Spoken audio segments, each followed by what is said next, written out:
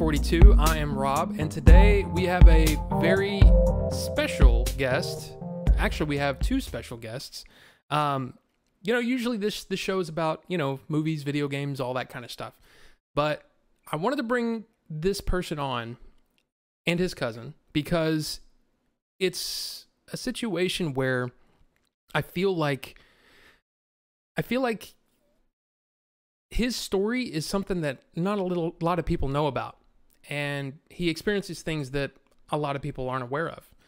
So with that in mind, please welcome my friend John Michael Edwards and his cousin Sean. Hi, guys. Hello. Thanks for having us on. It's a pleasure. No problem. I've been listening to your show, and man, first off, let me just say congratulations. You've had some amazing guests and have covered some topics that have made me laugh. It's made me cry. Taught me a thing or two. I don't know about that. I mean, I appreciate it, but real quick before we get really into it, we did get a host from Jim. Jim, thank you again for the host. Thank you for Thanks, Jim. He says he's lurking with love. So thank you. And then, of course, we've got Mountain Mama in here as well. So, hello. I'm a mama. So, I guess, Sean, we can tell your story as well. But like, what I want to start off is, how do we know each other? How did we meet? All that kind of stuff. Well, it was the summer of 1998. A little place called Blockbuster Video. Maybe you folks remember Blockbuster Video, where you go to get your favorite movies, maybe a bag of popcorn, or lifelong friends. It was 98, man. That's how long it's been. Yeah, that's crazy. Does it make you feel old now? Well, I don't need that to feel old. I'm always feeling that. Well, I started up there, and you were a shift leader for me, and worked there with some other interesting personalities, we'll say. To this day, I can still stand by. That was the most fun I've ever had at a job, ever. Sitting around talking video games, movies, and, good-looking women that walk in all day long. Why can't every job be like this? Charge them $900 for VHS and whatever. It says the consumer. You got $900 videotapes, so we've had people lose their that freaking copy of mind. ET. I didn't want it that bad. But I think it was cartoons, MGM cartoons, that got us talking first and foremost. Just the random sound effects that you would do at work. Yeah. This guy's a little different. I need to know him. Yeah. I am a strange one for sure. Yeah. I'm trying to remember what were some of the I was trying to like some of the Tex Avery cartoons and the Hillbilly Wolf, Billy boy. Yeah. Break it up, son. Wow, that's going back to like the 30s. Yeah, I know. Yeah. I old school. I can remember doing closes every night and watching stand-up comedy. I mean, like way back, Sam Kinison stuff and Richard Pryor. That's also where I met Billy and Jay. Yeah. Many moons ago. Now, I didn't really get to know Jay very well. I met him on a couple occasions. But yeah, Billy was working there with us, and it's so great to see them doing what they're doing and making something of their dream. That's, all kudos to you guys. Absolutely. I knew them. Yeah, Jay, you started, and then Jay was only around for like a couple of months after that, and then he left to go, do whatever he was doing. I can't remember where he went when he left, but yeah, it's that was a strange. We had a great crew there. We had a lot of fun. One of the memories I have of Billy is it was 4th of July weekend, And he comes up there and he says, "Yep, I'm going to go to these car lots on the north side of town and rip down all the foreign flags and put up American flags." Well, I remember, let's see. Do you remember Robert? Do you remember him? Oh, yeah. He ended up going into the Army, right? Yeah. Yeah. We used to give him a bunch of crap, but I mean, we had a good set of guys, you know, and girls. Rufus. Yeah. I mean, we just had a great time. Now, was Krista the manager when you got hired? I think what was her name? Sharon? Oh, yeah. And oh, wow. Dun, dun, dun, dun. And then it was Krista, yeah. Yeah, I mean, that was an interesting time, and I mean, there's so many things that if you never, I mean, I'm sure a lot of people went to Blockbuster back in the day, but then there's probably some people that never, you know, that may be listening that have never been to a Blockbuster because they were closed by the time, you know, they came online or whatever. It's just crazy to think about because Blockbuster was well, I know, you know, you guys, like you and Billy and Jay, you guys worked there for a short time. I worked there for like 7 years on and off. Yeah. And you were going down with the ship, sir. Yeah. Yeah. I mean, I was there when yeah. There's a Weasley Games in here said I used to have a Blockbuster near me. Yeah. So you know, there's a lot of people that just don't, that was the place to be on Friday and Saturday nights. You know, I mean, it was packed. Our Blockbuster there on 303 was, I mean, it was popping every Friday, every Saturday. There was a ton of people in there, and it was just fun. And a lot of times you'd have those certain customers, you know, that would come in, and they would just wait for the movie of the week, you know, whatever hot movie there was. They would just sit there and wait, and talk wait about for a lurker, yeah. Yeah. Yes. And it was just fun. It was just a fun time.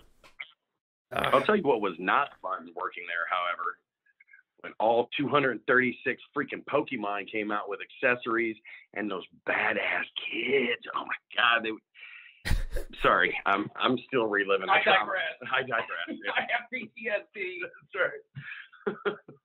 Yeah. No, we don't have Squirtle. Go find your mother, you crotch goblin. Yeah, I just remember there was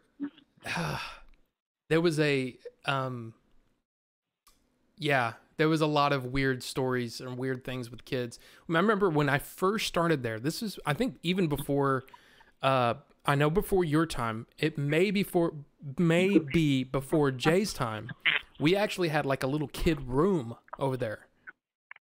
In like the a little kid corral. Yeah, like a little clubhouse type thing where kids could go hang out while their parents. Dungeon. They had the kid dungeon. I remember those. Yeah, and there was just a lot of weird stories. I just remember, I mean, pretty much any bodily function that you can think of, we had to clean up. No. Getting a page from the Duke. Yeah, I mean, it was getting a page. Working with the public. I just remember it was like well, let's feed our kid, milk, and then let's go on a roller coaster ride, and then let's go to Blockbuster. I mean, I think that's what happened a lot of times. It's just like, why are these people doing this? And I remember, I think you might have seen the video that Billy put on the Game Chasers channel where we kind of recanted some of our Blockbuster stories. And I've got to see this. Oh, it's funny. And remember when I don't know if you were there when Billy dressed up as Sting? I saw the pictures. Yeah. So anyway, this one story that I don't know if I told on there or not, but you know, for you guys get to hear this story too if you hadn't watched that video. I was running the shift. So I was assistant manager at the time, and I remember Jay moved up to assistant manager at some point, but I don't think he was there yet. And I look over Well, I'll just say this. I told Jay, I said, hey, I need you to do me a favor. And he's like, yeah, what's up? And I said, I need you to go clean up that shit on the floor.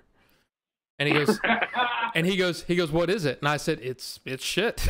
Some kid took a dump on the floor. Oh. And I don't even understand it. And I remember when I ran the shift, it was one of those things where it's like, you know, we're all a team. And I remember telling people as they, you know, when they would get hired, I'm like, look, here's the deal. I'm usually the night shift guy. You know, I work the night shift. I'm never going to ask you to do anything that I am not willing to do myself. But if I ask you to do something, it's because I've got a plan. You know, I'm going to be doing this while you do this, and this person's going to do this. There's a plan. You're on Dookie Patrol. Yeah. Yeah. And it was just like, but I remember asking him that and feeling bad because I had to be behind the counter. I had to do my thing and I needed somebody to go clean that up. And I felt bad for asking Jay to do that, but you know. Let's just not pass over the fact, fucking barbarians. Who dumps in a place of entertainment? I mean, I understand having some very strong opinions on a movie, but my God. I mean, would that make it straight? I don't even know what happened there. I can't, you know, I didn't see it happen. I don't know what happened, but I just cannot understand how that went down. Of course, there's a lot of stories like that. You know, it's like I worked at a place, and this was in, I guess it was 2000, 2001 era. It was a corporate office type situation, you know, business place. And I worked I was part of the network admin team. So I was, you know, network admin. This is when I was like, 24, 25 years old. On the second floor is all of the, because it was an insurance company, and it was the second floor was all like claims people. So these are people that are on the phone doing reports and all kinds of stuff, right? There was one day when okay, so I gotta kind of explain this because it's a weird layout of this building. It was basically built like an H, right? The letter like a capital H, the letter H, and the elevators were kind of in the center, and then the floors kind of went parallel to each other. So the H was kind of in the middle. That was the middle of the building, and that's kind of how the layout of the floors were set up. So this person took a dump on the floor in the middle of the day, right by the elevators. Well, man, there are all kinds of psychoses that probably go along with that. Everybody's going to see this. You all have to see it. Yeah. That's my doo-doo. But think about this. You can't just do that, right? You've got to have a lookout. Away. You've got to have a lookout, right? You need a lookout. There's some Walmart videos that would argue otherwise. Well, I don't know. I just don't understand it. Like, to me, this is how I imagined it going down. This person is really upset with their job. They're upset with their boss or whatever, right? And they go, man, I can't stand this place. Yeah, I know what you mean, Bill, or whatever. I know what you mean. This is just terrible. Yeah. Somebody ought to do something. No, I agree. I think somebody ought to do something. Pause. I'm going to shit in the hallway. Yeah, and it's like, that'll teach all of us. I got an idea. I mean, think about it. You have to have that conversation, and somebody has to agree to it. So I just don't get it. I don't understand. I don't even understand how that goes down. But look, Sean and I are close. I've never been closer with another male in my life, and never once would I watch him drop a bender upon request. No, you're on your own on that. But you know, watch this guy. Just hang out and keep an eye out. I'm just going to drop one right here. You know, the funny thing though, the funny thing about the whole situation though, and I told that story in a specific way. Here's the interesting thing is that floor was like 97% female. Oh, don't put it past him for 1 second, sir. No, sir. No. See, of course. Female bathrooms are much worse. Oh, yes. Much worse. And think about this, too. Easy accessibility. Here's our accessibility point with a dress. You don't even have to pull anything down. Just pull your underwear aside and there you go. Yeah. and walk away That's with. a bad day. You had to have had a really bad day. My question is, when did the wiping come into effect? I mean, you just walk around with Dookie Snooch all day. I don't know. All I know is it was a weird time. Real quick before we get any further, we've got some people chatting. We've got some people in chat, and I wanna give them a call out. The Eagle has landed. My dad is in here with Vicky. Hi. Hello, Mr. Michael. And Mountain Mama said, if they're nuts enough to crap in the middle of a public place, they probably don't care if you see them. I imagine them squatting and looking you dead in the eye. I do too. That's what I picture. There's something very threatening about that. Full on hardcore stare right at somebody. Yeah, like, what are you gonna do? You remember, like, buddy, this is you. I used to say that all the time to Jay back in the Blockbuster days because, okay, I have to explain that I had a little bit of a, I would say like a troll side of my personality, where what used to make me laugh is trying to get people a little upset. And with I've seen you with our customers, Rob. Yes, and with Jay, it was especially fun because he'd get so frustrated, and he'd licking his lips, and I mean, it's just, he would get so angry, and it was so much fun. So what I would do is I would get him all the way up to the point where he was about to really get mad, and I would back off. And it was just, for some reason, it was just fun to mess with him. Do you remember? I can relate. Yes, he can. He does the same thing to me. I am the messy. I know which vein popping out of the head is right where we want to be. There's where the line is, the one right down the middle. My wife. Well, I'm sorry. What were you going to say? Oh no, I just remember a lot of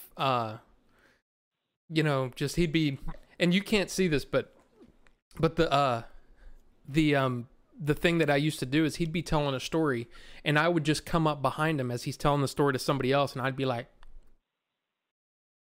as he's talking. So they would be laughing at me and not paying attention to him, and so he would get mad, and it was just, not mad, I shouldn't say that. He would get a little irritated. He would get a little right. irritated, and it was just fun. But I mean, we had a blast up there. I mean, it was a blast. It was also like there's a weird transitionary period for me from what was I, like 21, 22? That's when a lot of vision loss started to happen. Was right about that time. You mentioned, and I came in there telling everybody that I'm going blind, and I didn't walk around with a cane or anything. So it did, for all intents and purposes, I looked completely sighted until stuff came at me very fast. Matter of fact, I think the first time that you ever saw evidence that, hey, this dude actually is losing some sight. We were outside throwing some stuff in the dumpster, and we were walking back. And I full on George of the Jungle that damn handicap sign. Yes. Which, you want to talk about irony? It's always the wet floor signs and the fucking handicap signs that take me out. And they make such a delightful. Yeah. So inconvenient. That's right. I remember that was like a like a ting. And man, I just tried to roll off of it and just be as cool as I could, but no, even Amy inside. I came into Amy. Much laughter. I will say he has done a solid job over the years of making it all look purposeful, though. That barrel roll, that was on purpose. That missing 3 steps, that was on purpose. I'm training for Cirque du Soleil. That's right. Leave me alone. Very good at making it purposeful. But it was actually at that time that I quit driving. My early 20s. That was wow. Well, I remember it was one of those things that very early on I was well, not only I was curious, but I saw it in action, like you said, like, because one of the things that we used to do is, we'd be moving and shaking, there'd be like so many people in there, like on a Friday or Saturday night, somebody, hey, I need your keys. And I would just toss them my keys. And then we got and we get to the point where it was like, when you're checking in movies, there might be somebody, checking out on register 3, over there kind of off to toward the entrance of the store. They'd be like, hey, you got a copy of, I don't know, Titanic. Yeah, here you go. And I would toss it over to them. Well, I remember wing it at my head. I remember, you would ask for my keys, and without thinking, without remembering, I would toss them over to you, and it would be like somebody tossed you 15 sets of keys, and you're just like, And Okay. That is a very appropriate sound, sir. Yeah. I prefer to call that my crouching fetus move. Yeah, because it's like the way that you had described it at the time was that if you put your hands out, you kind of had like these almost like bars in your vision where you couldn't see. So there would like for example, if somebody was walking by, you'd see them, then you'd lose them, and then you'd see them again as they got like in the center, and then you'd lose them again, and then you'd see them again. So there was these weird almost like bands in your vision. And I guess as you go ahead. And it would change from day to day, which makes it, and it still does, which makes it so much more interesting. But what were you going to say? No, I guess my thing was that as it progressed, like those bands or those I guess those breaks in your vision would change over time. Mm-hmm. And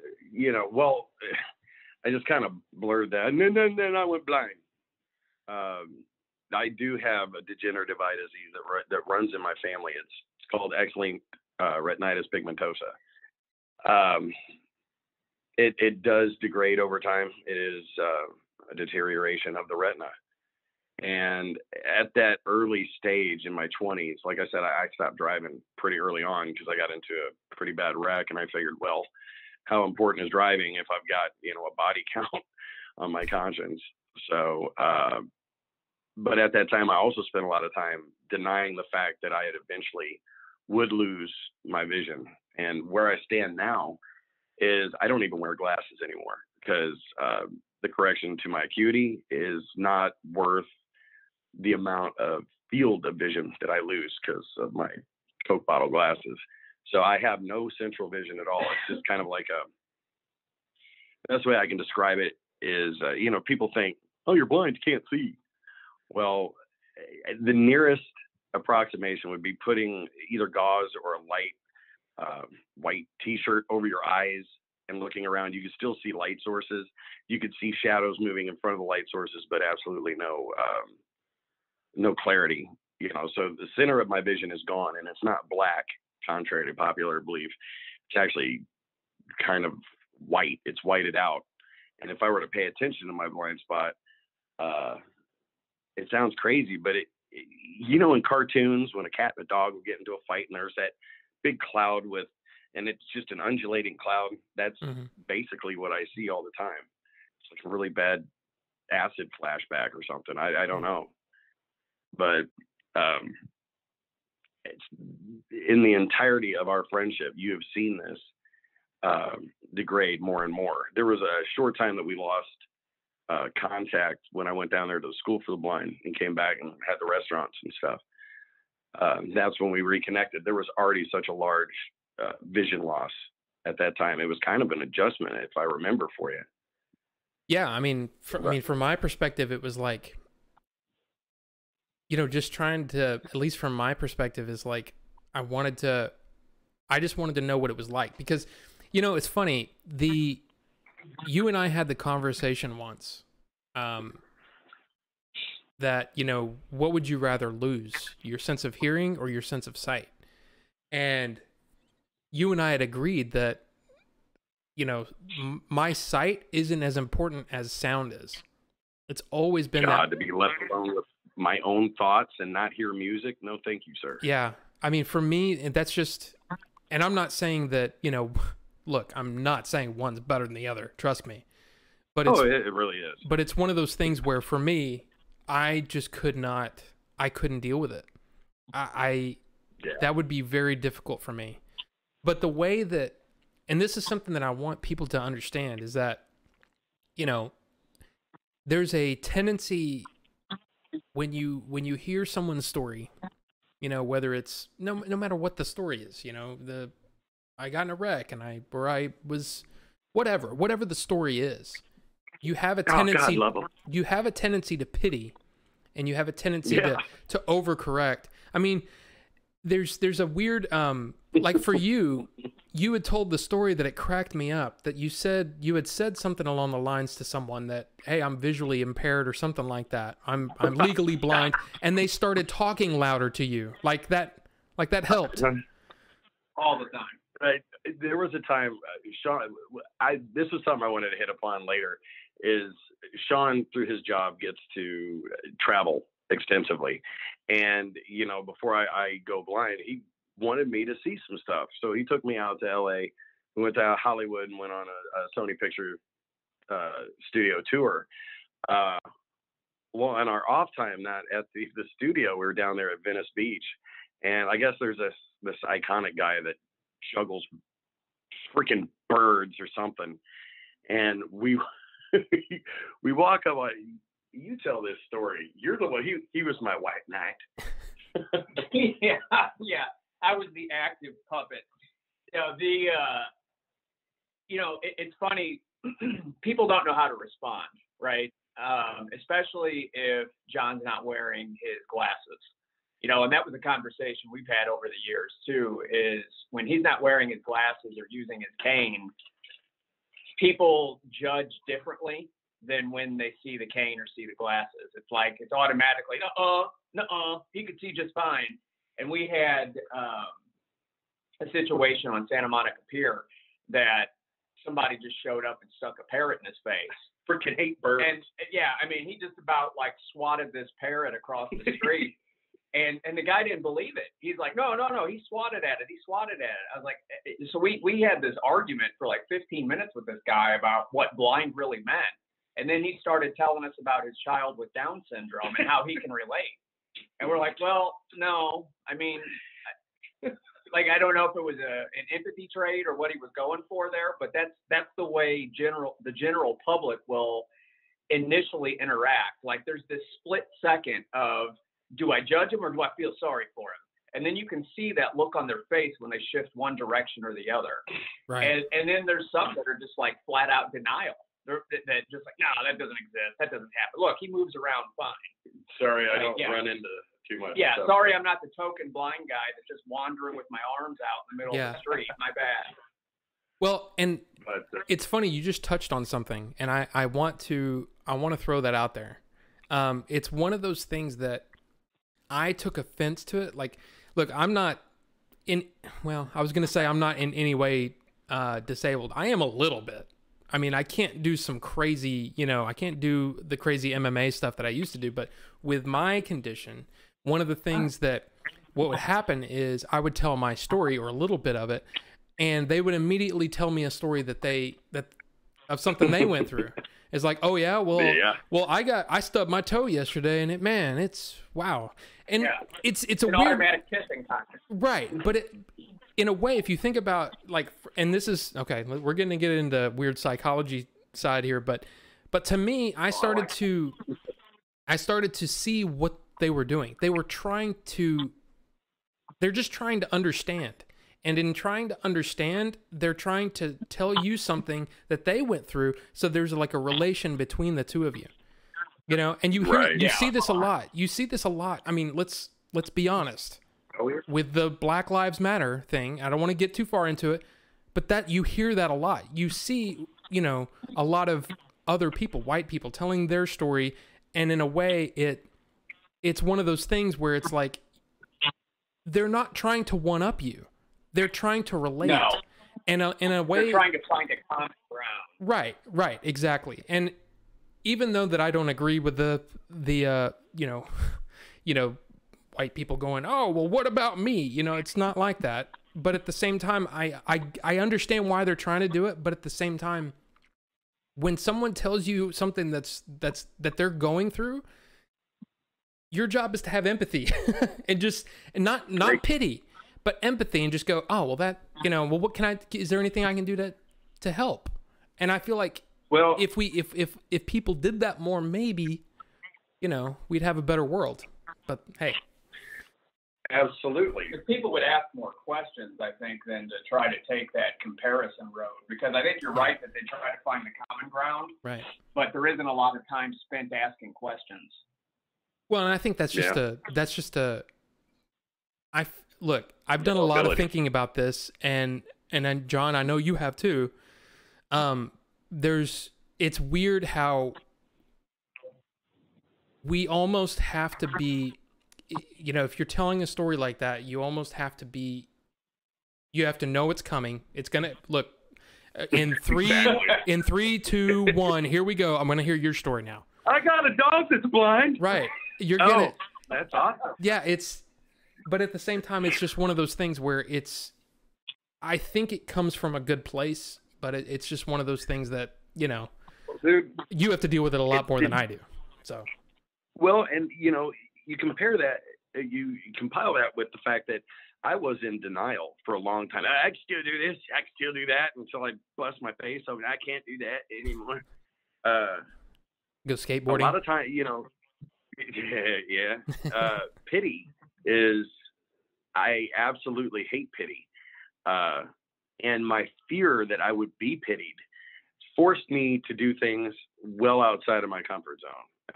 Probably things that I shouldn't do, just to prove to the world that, you know, I'm still viable as a human being and as a man. You know, it's a lot in a relationship to step back and you know, let the woman that you're with take the reins on a lot of things, you know. But after X amount of years, now see, I lost the largest chunk of my vision in 2007, and it was in the period of a weekend. I was working on an Excel sheet, and my eyes just wouldn't focus. And then by Sunday, all my central vision was just gone. Had I had known then, I would have looked at a lot more stuff and tried to memorize it, you know, family photos and stuff like that. But there's no rhyme or reason as to when it happens. But there have been many ups and downs. But along the way, there have been constant people that have cared about me and have been in my life. You're one of those people. Sean is one of those people. And getting to experience this with my people has allowed me to really take a lot of the general public with a grain of salt. Because, I mean, not to be, the general public is not very smart, you know, as a whole. They're not going to ask provocative questions or want to know in depth what it's like to be blind. So, you know, you give them a good laugh, a blind joke or something, you go on your way, let them feel comfortable, because how many blind people do you encounter daily? Right. So that being said, that would be very selfish of me to think that the world would have to understand or even be empathetic. But going back to what you were saying earlier, like the course of our friendship, there were times where I had, of course, no transportation. I was living outside of where mass transit was, financially just barely making it. The only entertainment that I had was a 13-inch TV and 22 VHS tapes and a VCR that needed its heads cleaned. You were there. You were taking me to movie premieres, and Sean as well. There's so many. There's so many softwares. There's so many things that make movies more accessible. Even my Echo device is making games more accessible for the blind. But I have been very lucky in the fact that as much as I've been isolated and technologically outdated, I've had very good people around me to expose me to certain things. Like down in Austin, Texas, I was down at a school for the blind, And it was this big thing, and the local newspaper down there at UT did a story about a bunch of blind kids going to watch, of all movies, Ray. And it was when Sony brought out their Access, and you could actually, in a movie theater full of people, have a headset on that gave audio descript. Amazing. Blew my mind. Came back up to the Metroplex. It was just one of those cool things that, was down in Austin. Because I don't know if you know this, but 20% of Austin's population is blind because of the big Texas school down there and UT and all of the government jobs. So I thought it was just a regional thing. You went out and you found that, and I think that's how we watched Prometheus. Well, there's a really good resource on there, and in fact, I'm just gonna look real fast and see if they're still there. It was called Blind Mice Mart, right? Yes. And they are still there. And what it is, I mean, here, I'm just gonna show the people here. It is not the most visually interesting website, but then again, it doesn't have to be, right? This is for the blind, and there's departments. So this is Blind Mice Mall is what they call it. Come in and browse around. You'll find great items for the blind and visually impaired. So this is kind of like, we've got reusable face masks and filters. There's closeouts, adaptive products, all this stuff. But one of the things that they had, and here's toys and games, personal products, novelty apparel and gifts, all that kind of stuff. I think, it's been a long time since I've been here. But if you look at it, I mean, it looks like a website from 1996 is what it looks like. Yeah. But there's somewhere. Oh, there it is. The Movie Vault. So that's where you and what we did was we kind of went through and I would just read off some of the movies, and you'd be like, oh, I want that. And so I would download it for you, and next time I saw you, I put it on a thumb drive or whatever, and I would just put them on there for you, because I think that's one of the things Audiobooks too. Yeah, and audiobooks, yeah. That's one of the things that I think that a lot of people don't I don't think they understand or can even process, is that when you're visually impaired, entertainment is a problem. It can be. I mean, other than the entertainment you provide for others, just taking a walk. Yeah. Oh, well. Yeah. You're not a show though. You're not, you know what I mean? There's so many people. No, there's some YouTube videos, I guarantee it. I couldn't. Like when he was walking his cat and stuff like that, I can guarantee that there are some videos. That's somewhere. the bad thing about having family on with you. Damn it. Anyway, just on a quick side note, and to who's ever listening, it's funny. He said we downloaded this. We didn't know what happened. See, what had happened was, again, I had no no video game, nothing. And Rob took a classic iPod and just jammed it full of audiobooks, MP3 files of movies that were all descript. It was thousands on there. Thousands. That's right. It opened up my world completely. A lot of them. That was a turning point. It was. As far as trying to get caught back up with technology, there were new movies that Blind Mice Mart releases that are dubbed over in Europe. And from what I've come to find is that Great Britain, the UK is very good about their audio descript. It's on a lot of their DVDs that they release, a lot of, even Netflix and Prime are starting to do a lot of audio descript on their originals. Now, unfortunately, some of the giants like HBO are not on board with that, so I've never gotten to listen to Game of Thrones and audio descript. But might be now though. On the new app, they might be now. It's starting to become a thing, but it really seems like it's such an afterthought Yeah, we did something for the disabled. Yeah, there you go. Like I use the Amazon Fire Stick, and it's got something called Voice View on it. Extremely helpful. Now, all of the apps that I have on my TV do not support it. I was looking up your show on Twitch, and last week the Voice View worked on Twitch. Now it just goes completely mute and dumps out of it as soon as you go into Twitch. So, I'm not very technologically minded, but it'd be nice to see them shape that up a little bit. Well, and you manipulate your phone pretty well. Yeah.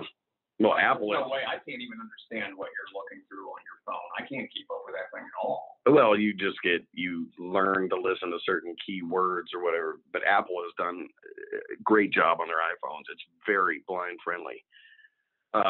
What were you telling me about Sean? See, this is how I get my information about the blind is from you and him. Isn't that sad? What's available? There's Braille keyboards on Apple phones. Yeah. Yeah, you can change the accessibility on an iPhone where there's a Braille keyboard that gives vibrations to make up for the dots and the dashes. And it's already pre-built into these phones. And I saw a video 2 days ago of somebody using it like for Twitter. Like they would do their entire Twitter account with this Braille adaptation of the keyboard on their iPhone. Wow. And just move right through, and then use the talk to text, as far as to hear what the responses are. But it's amazing what those things will do. Those badass blind people, I swear. Someday I'll be good at it. It's one of the things that, in fact, I mentioned it to you recently, was the Last of Us 2. I wasn't looking for this at all, but there was something that came up about The Last of Us 2, and of course, when that game came out, we all know there was a lot of controversy because people didn't like where the story went and blah blah blah. Anyway, there was a video of this gentleman talking, and he was just sitting there crying, and I was like, why is this guy crying? I didn't realize that he was visually impaired, and didn't realize that he said that was such a jump forward for accessible video games that he was actually part of the development of that portion of the game to make it accessible. Because I mean, the thing is, a game like Last of Us, you might say, well, how could a blind person play that? But a lot of it is in the story, and there are things that you can do, to make it an interactive thing still, but still be accessible for those that may not be able to see it. I mean, that's amazing. I would like to experience something like that, but I do know, however, that in the attempt to make a lot of forms of entertainment accessible, sometimes the original beauty of the product is lost, because they're trying too hard to adapt. Does that make any sense? Yeah. Does that sound very? But I'm not gonna lie, I'm a little bitter. Video games got cool as hell when I went blind. Yeah. the last video game system that I had was a PS2, and I always loved the Medal of Honor series, first-person shooter. Medal of Honor, Frontline came out, GTA Vice City. That's how long it's been since I've been playing video. Fable, I played the hell out of Fable. Loved that one. That was one of the last ones I got to play. Yeah, so it's cool that people are even thinking on that level, because let's face it, this is not a demographic. It's not a key demographic to appeal to. It is, in a lot of ways, we are seen as an afterthought, just so nobody gets sued. We're ADA compliant, But video games aside, we are coming a long way as far as accessibility. Unfortunately, a lot of people, unless they're trained in this technology, that they're just unaware. I mean, you remember what happened when we went to go see Prometheus, when I went to go get the headset and they gave me the one for the deaf. So I put it on and was waiting for audio to script, and it blew my freaking eardrums out. Hey, we got a free movie ticket out of that. But you know what I've noticed though? What's that? Is the accessibility that you're talking about, the things that are being built, the advances in the technology. It seems to me that it is being developed by people who don't understand it. Absolutely. It's being designed and implemented by people that have the best intentions in mind and have the best, okay, well, if you can't see, maybe if we just put more words in there, that makes sense. All right. But it's being designed, and granted, I don't know if there's a way to design it differently, but it's still geared towards people with sight. Yeah. It's still not geared towards this specific total independence. Yeah, the specific issue or the specific challenge that you have with it. It's just like darts at a dartboard. You're just kind of hoping you get closer with each thing. But I haven't seen too many where the blind are actually part of the development versus just being an experiment of it. Right. That's like men coming up with maxi pads and underwire bras. Yeah. It's like, you don't wear it, man. That's fine.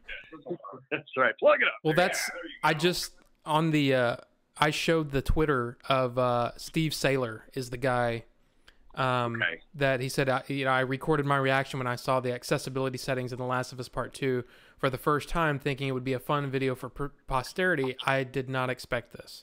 And he said, this is why we do what we do. So, I mean, you can, I mean, and again, he was a big part of that. He was a big part of the development of those, now, I mean, I don't even, I gotta be honest, I haven't even played Last of Us 2, so I wouldn't even know. But, it really is interesting that you say that, because it's just like as you said, the audio description, like how some of them are way better than others. And it's like, and a lot of times, like, okay, so one of the first ones that we watched together, we actually, well, again, watched, right? I mean, we listened to it together, and now we sat there, and I'm sitting there, and Inception is one of my favorite movies of all time. Very visual movie. Yeah. Very visual movie. Yeah. But it's just one of my favorites. And I'm like, I'm curious about what this is going to be like.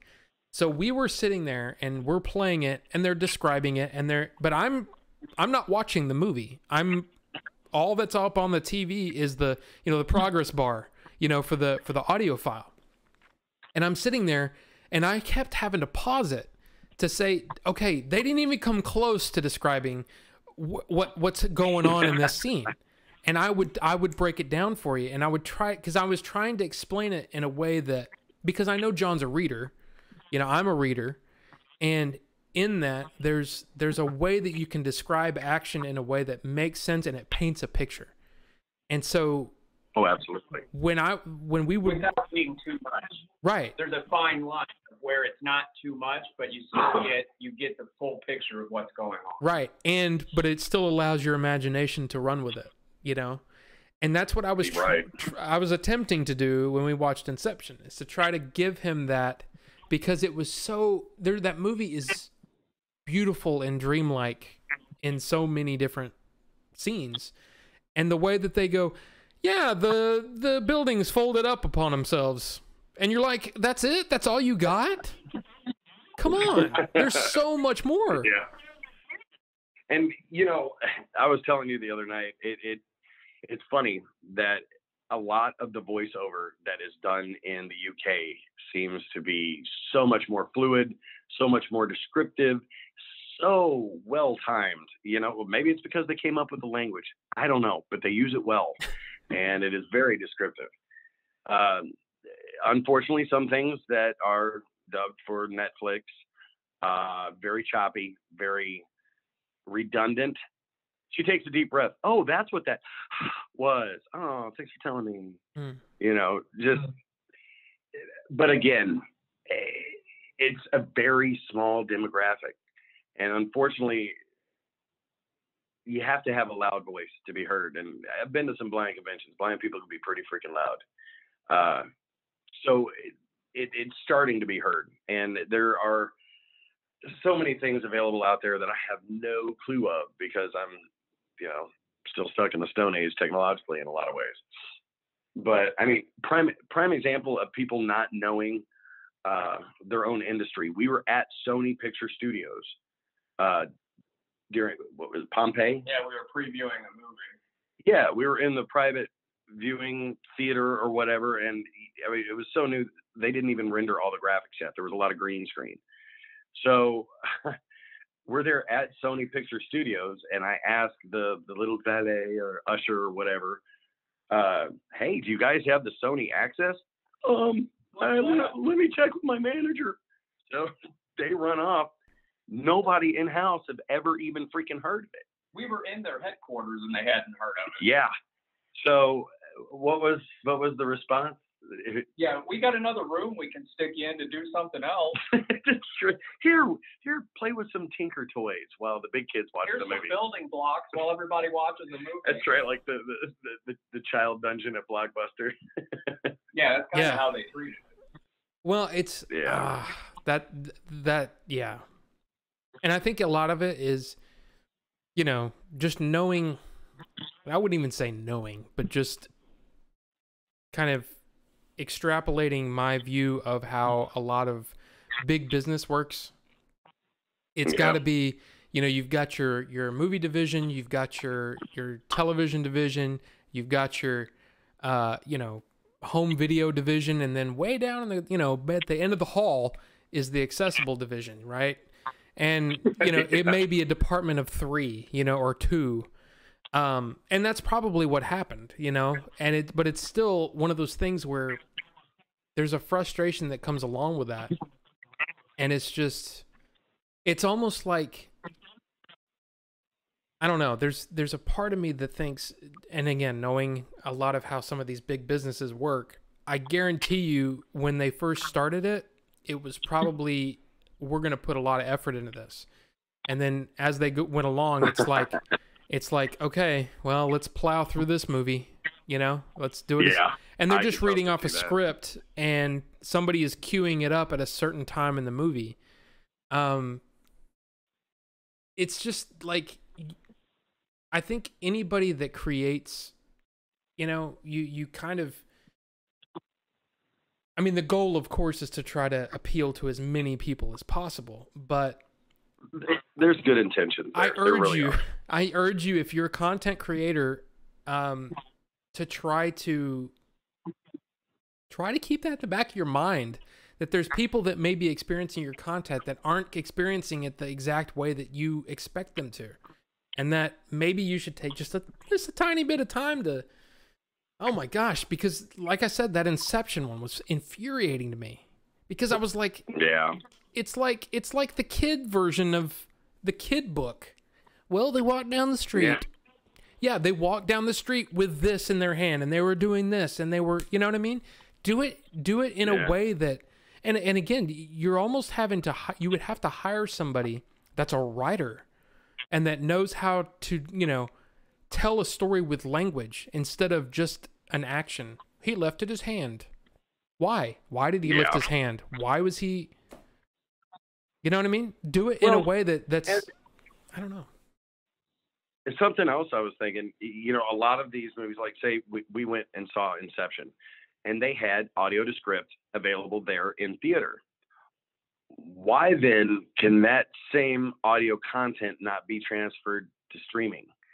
You know, because I can look up Prometheus, and it won't have audio to script on Prime.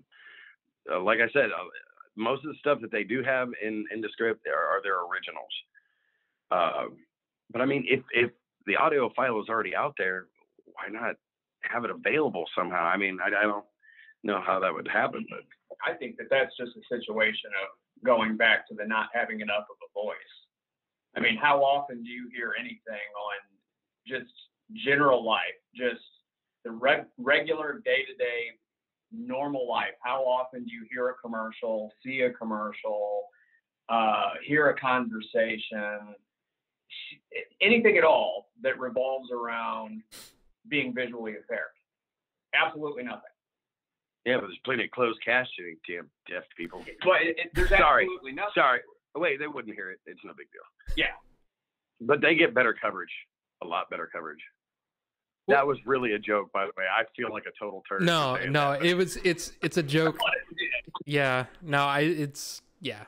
But at the same time, it's one of those things where, I mean, gosh, there's ways that I could do better. You know, it's like when I'm putting my videos on YouTube, I don't always select the language that the show is in, which helps the algorithm automatically generate subtitles. I don't always do that because I forget. So it's just one of those things that even I can do better just for, you know, somebody that may be, that may be deaf watching my show. But at the same time, it's. I think we take it for granted. You know, like in our family, we take it for granted because essentially, I mean, all of our male cousins on John's side of the family have the same situation. My brother and two uncles are all blind. Yeah, you know, everybody does. And so I guess we get a little bit desensitized to some of it, you know, even when we're giving each other shit or whatever the case may be. But it's hard to translate that out into the rest of the world. Yeah. Yeah, I mean, it's. And, you know. Go ahead. Being somebody that's blind, too, I mean, it's a double-edged sword because you want to be treated normal. You want to be. You don't want special treatment, but yet on the flip side, you do want some special treatment so you can experience what other people are experiencing. But, you know, I just don't think that the industry should just stop until they figure this out. But, you know. But see, that's an interesting psychological point, too, because you're right. You don't want to be treated different, but then in the same token, it's almost a necessary evil. That's right. Because I will tell you, and Rob, I'm sure you've seen it before too, when we would go out in public, when John would not bring his glasses and his cane, people are a lot less tolerant. And if there's a bumping into something or a delay in walking through the door, if somebody opens it, there's automatically an attitude.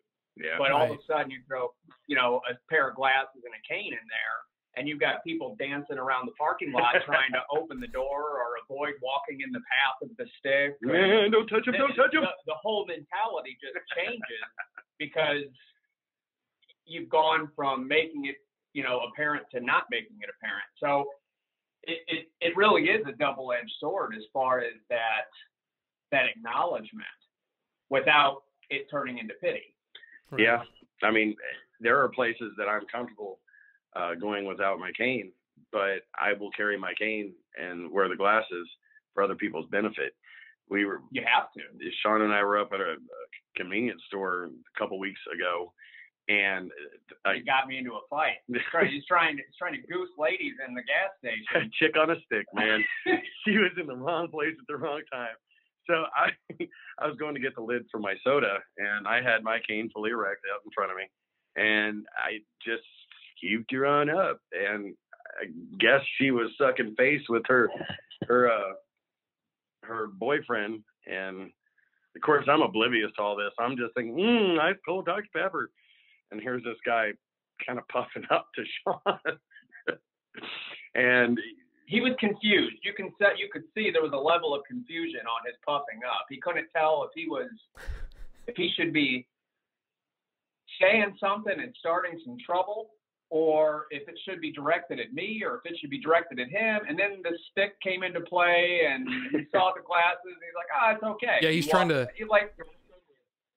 It's like a weird assessment. Like, do I stand up for my girlfriend? What's going on here? And it's that stand up for his girlfriend. Should have cleaned my cane. Yeah, to me, it's the interesting couple of seconds that it takes for people to determine, how do I handle this situation? And it's written all over their face with what they're going to do next. And a lot of times people just bow their head and walk away because they're not sure what else to do. Well, I just think it's funny. There was times when, I mean, the same thing, John, when you and I would hang out, we'd go do whatever. We're going to get food or whatever. And there were times when you would shock me because again, to explain, if you can, for the person listening, if you can imagine you sighties out there. No. Down with sight. Yeah. But if you can just imagine looking straight ahead and then drawing a circle, and then the part where you can actually you actually have some actual sight is kind of on the outside. So if you're looking straight ahead and you lift your hand out, you can still see your hand moving. If you shake it, you're not looking right at it, but you can still see it. So you do have some vision still to you on the outside. So one of the weird things is you would do is you'd be like, we'd be sitting in a place waiting to get our food or whatever, and you go, I'm gonna go to the restroom, and I'm like, okay, well it's right back here. Do you wanna get up and take it? And you're like, nah, I got it. And I would watch you navigate tables and not hit anything. And it was so strange how like for me it would be like, okay, well I guess he's got it. I hope he goes into the right bathroom. We had a couple of police officers actually say that to it. We went to go get a Euro up at a place in O'Fallon a few weeks ago, and I don't think you had your glasses, but you had your stick. I can't remember, but same thing. Navigated through the restaurant, got the table, did the whole thing, and the officers made it a point to stop by the table and tell him that he navigated the restaurant better than most of the sighted people that were in there. Yeah. Well, see, what people don't get, people are not privy. As I'm in the conversation with somebody, my head's flinging around like Stevie Wonder trying to get dimensions on the place. Okay, there's 2 tables over there. And I'll listen to people move. I'm making a constant mental map in my head as to what's around me. Now, that's not to say that I don't screw up from time to time. I have been full of pride so many times. I got this. And just totally whiff it. It's amazing how many bars are crotch height for me. I mean, doorknobs, countertop, open cabinets. Yeah, I'm actually sporting quite the nice little shiner from an open cabinet right now. You definitely have to learn how to take some damage. He's called me after waking up from knocking himself out cold more than once. But that was not from being blind. That was okay. We'll stick with that. It was from being blind. It sort of was. The thumbtack situation. Well, apparently I had spilled some thumbtacks on my floor, and I was walking to get my phone and stepped on a thumbtack, and Mr. Miyagi just waist bended right into a countertop with my forehead, and I woke up an undisclosed time later with my eye matted shut with blood and my cat licking me like, hey, get up and feed me or I will eat you. And with a thumbtack still in my heel. And, that's when I started thinking, oh, God, I live by myself. I could die here and be cat food and nobody would ever even know. I need a Meta Alert bracelet. Well, and one of the other things, too, that I remember it was always really, again, I'm a naturally curious person anyway, but watching you, like, when we would have conversations, you'd be sitting across from me, you'd be kind of looking at me. I'm looking at my camera and I'm kind of going to mime what you've done before. What you've done is you kind of you look up like this and you go, oh, I see what you're saying. Yeah, you did cut your hair, or something like that. And it was always really interesting to me because you'd have to look up so you can see out of the corner of your eye some semblance of detail. I don't know. Right. I find it really interesting the way that people adapt, and I feel like in a lot of ways, I mean, you've had your ups and downs, but I mean, I think it's surprisingly good, at least from my perspective. Badass. Yeah. No, I'm just thank you. Did you, I'm sure I don't remember what the time frame was, but there's even been periods of time where he sneezed and all of a sudden had a patch of vision that he didn't have before. Yeah. For like a month before it would go away. Do you remember that happening? Yeah, well, I was actually at the school for the blind when that shit happened. Yeah.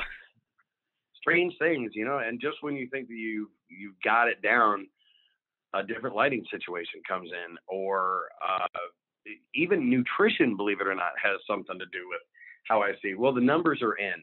I've got 7% of my vision. And the patch in my vision that has, the only part of my field that has vision is the lower left peripheral. So if you'll think back, anytime that I've done that, I've looked up and over your right shoulder or over your left shoulder. I look up and to the right,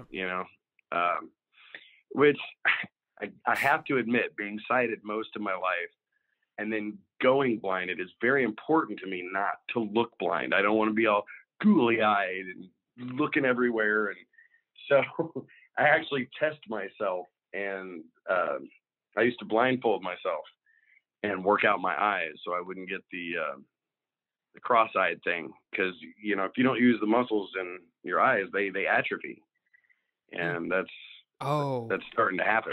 They start to wander. Yeah, I get tired or something, and this fucker will call me out on it too. Yeah, I mean, it does. It does. You can tell, like, if it's at the end of the day that the muscles in the eye will start to wander just because of not having that focus. That focal point. Yeah, that focal point to pay attention to. But I gotta say, everybody, we went to Colorado, Sean and I did, and we were mountain climbing. I'm not saying we were all geared up and rappelling and all that stuff, but we were. You were. It was like the Price is Right version. That's right. So I'm walking up there with my cane, and inevitably you would hear people on the trail. Good for you. God love them. Just going out there and not hard. dying and stuff. I hope that guy's not going to push him off.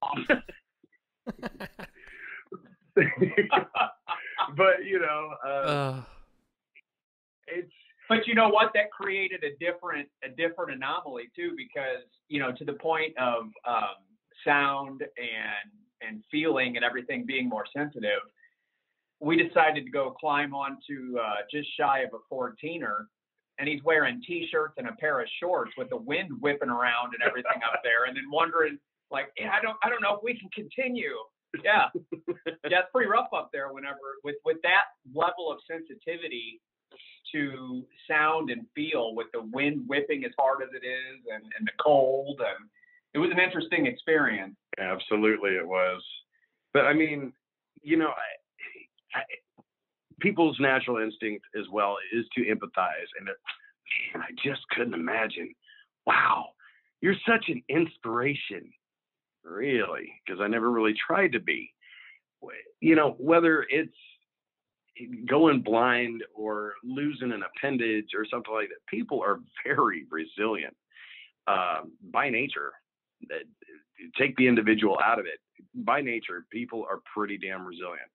And until you're put into a situation, you just don't know how you're going to react. And trust me, there are times that I give up for the day. Screw this, screw you guys. I'm going to my cave. I'm going to listen to my books, and I'm not going to trip over anything or have anybody tell me how great a job I'm doing. But I'm not awesome, damn it. I'm not awesome. So just leave me alone. Quit telling me I'm great. But I mean,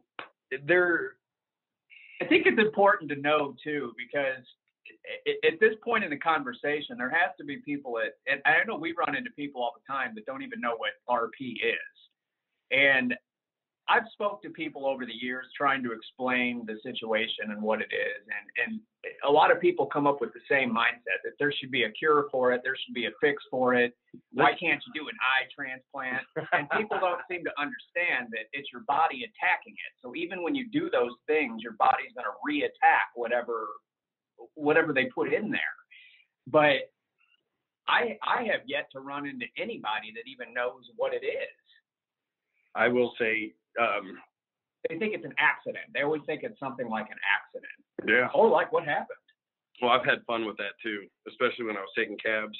I got tired of saying the same old story over and over. As a degenerative eye disease runs in my family, it's on the X gene. Hereditary pigmentosa. So I'd start coming up with some. I got robbed. Hit with the golf ball. I got robbed. You see that scar right there? Yeah, exactly. Had too much masturbation. What are you gonna do? It's true. It's all true. So but as far as accessibility goes, kind of going back to the point that we started all of this, we are coming leaps and bounds right now, and you have been wonderful about showing me new things that are available. Same way with Sean. I think, I don't know if it was you, who it was, but somebody turned me on to an app on the iPhone called Seeing AI, and it's very interesting. It's multifunctional. It can read barcodes, and when it reads the barcodes, it can give you product information, cooking instructions, things like that. It also has where it can read documents, but it's got facial recognition now, and that's a trip. So if there's somebody that I want to save into my phone, like say I took a picture of Sean, it would make me take 2 more pictures and save his facial profile in my phone. And with this app, I can actually sweep a room and it'll tell me where his face is in the crowd. So I could find him in a crowded room. Interesting. Whoa. Yeah, that's matching from corner to corner. You're right. Yeah. I was thinking like Six Flags, you know? It's like, where is he?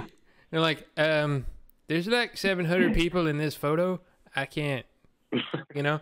But no, that's still, that's amazing. I mean, that's the kind of stuff that, you know, it's like I said, it's weird because I got to experience, you know, a kind of a taste of what you go through just being around you for so long. And I gotta be honest, the way that you look at life, the way that you say, well, I'm not a, you know, I'm not a delicate flower, and I'm not, you know what I mean? The kind of the way that you looked at that, though, it helped me in my recovery, you know, in a lot of ways, you know. Really? Of course. Well, that is a great compliment. Thank you. I mean, it's one of those things where it's so hard for people that have never been through something like that to understand. But one of the things that, I mean, of course, you know, there was the Bruce Lee and there was the, you know what I mean? There was a lot of things that kind of helped me along the way, but talking with you about some of that stuff, because you've been through a lot. In fact, you had some intestinal issues as well. I mean, yeah, we'll just say my genetic pool is a little murky or something. Well, I'll just, yeah, we don't have to go into that, but it's just one of those things that colon cancer, yeah. Yeah, so it's just one of those things where it did help me along the way too. So, you know, and one of the things that, you know, I never thought that, you know, you treated me like I was going out of my way to do all these things and blah blah blah, and I'm like, dude, we're hanging out, we're friends. And yeah, but see, okay, that's just the way it is for me. I want to refund. Well, that is not everybody. You're a special kind of guy, Rob. That's why I choose to surround myself with really good people. I've got thousands of acquaintances, but very rare is it that you get somebody that is curious, is empathetic. That's something that, you know, it is a damn inconvenience to hang out with somebody that's blind sometimes. Man, I always gotta drive. I gotta just drive shit. You need me to get what now? And, you know, these are things that are always on my mind because I don't want to be a bother. But occasionally you come across somebody that it is their nature just to, you know, to help. And, you know, like I said, I've been lucky. The 2 guys that I'm talking to right now, I'm very lucky. My girlfriend right now, Amber, she does a lot for me. And I never even have to ask. And never is it held over my head, which it has been in the past. There are people that want to make me their good deed for the day.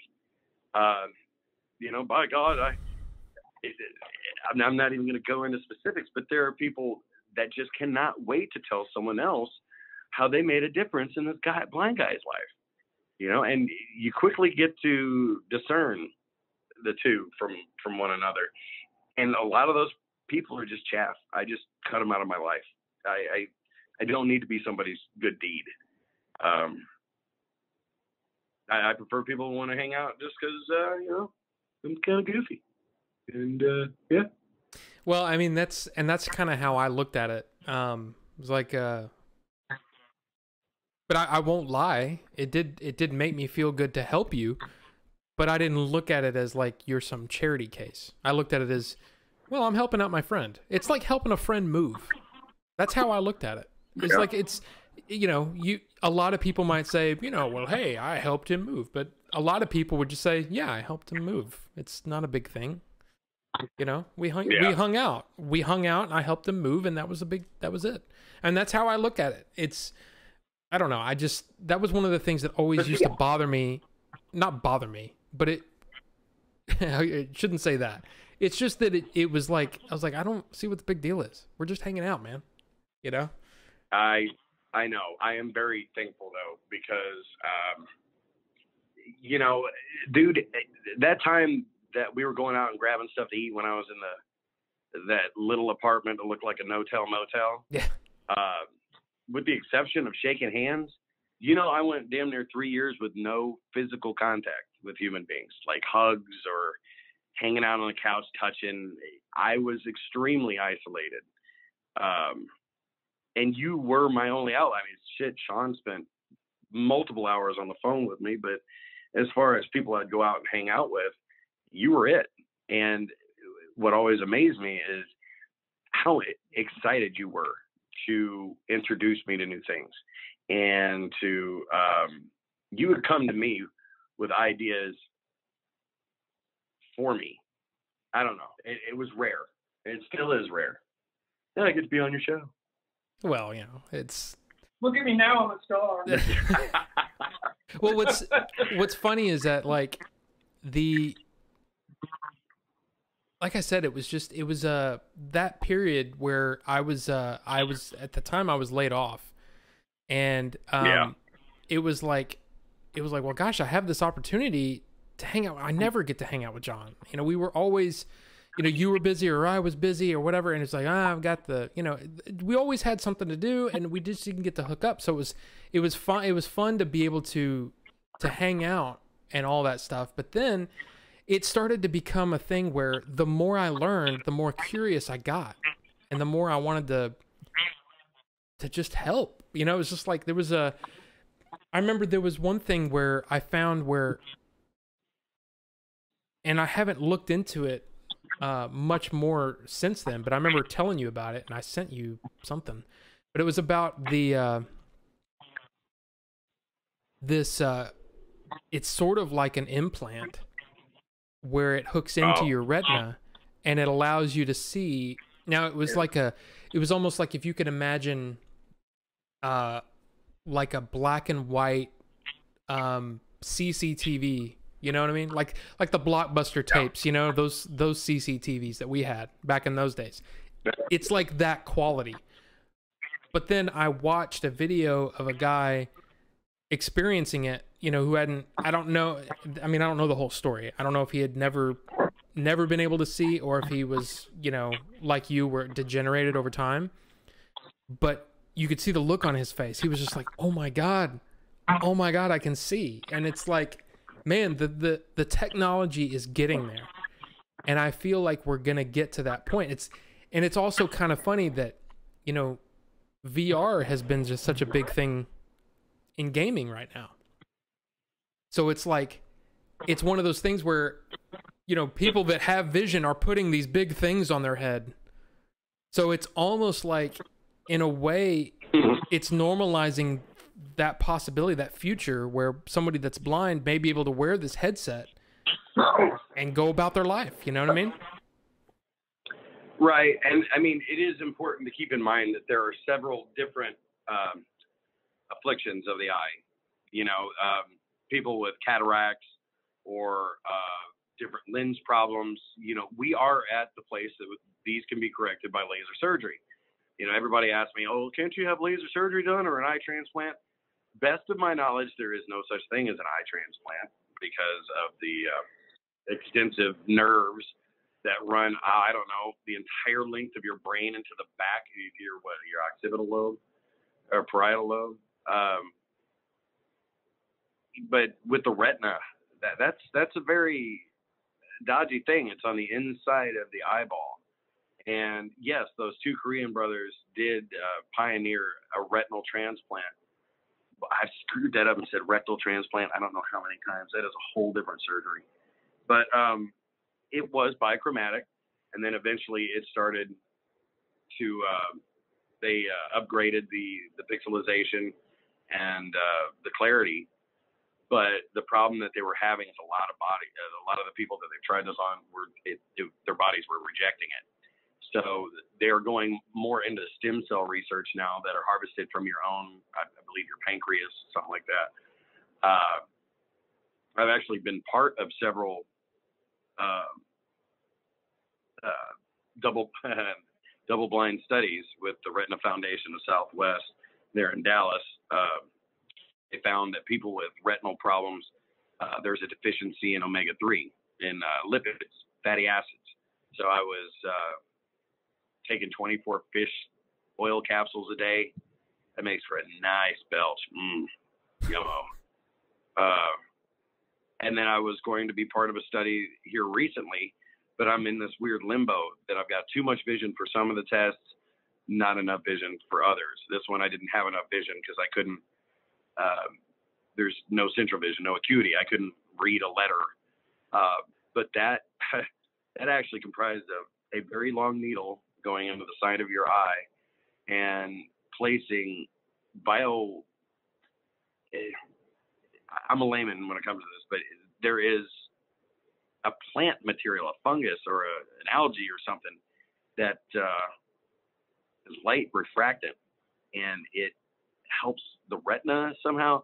I don't know. I wasn't able to be part of the study, but there are advances, especially in macular degeneration, diabetic retinopathy, retinitis pigmentosa.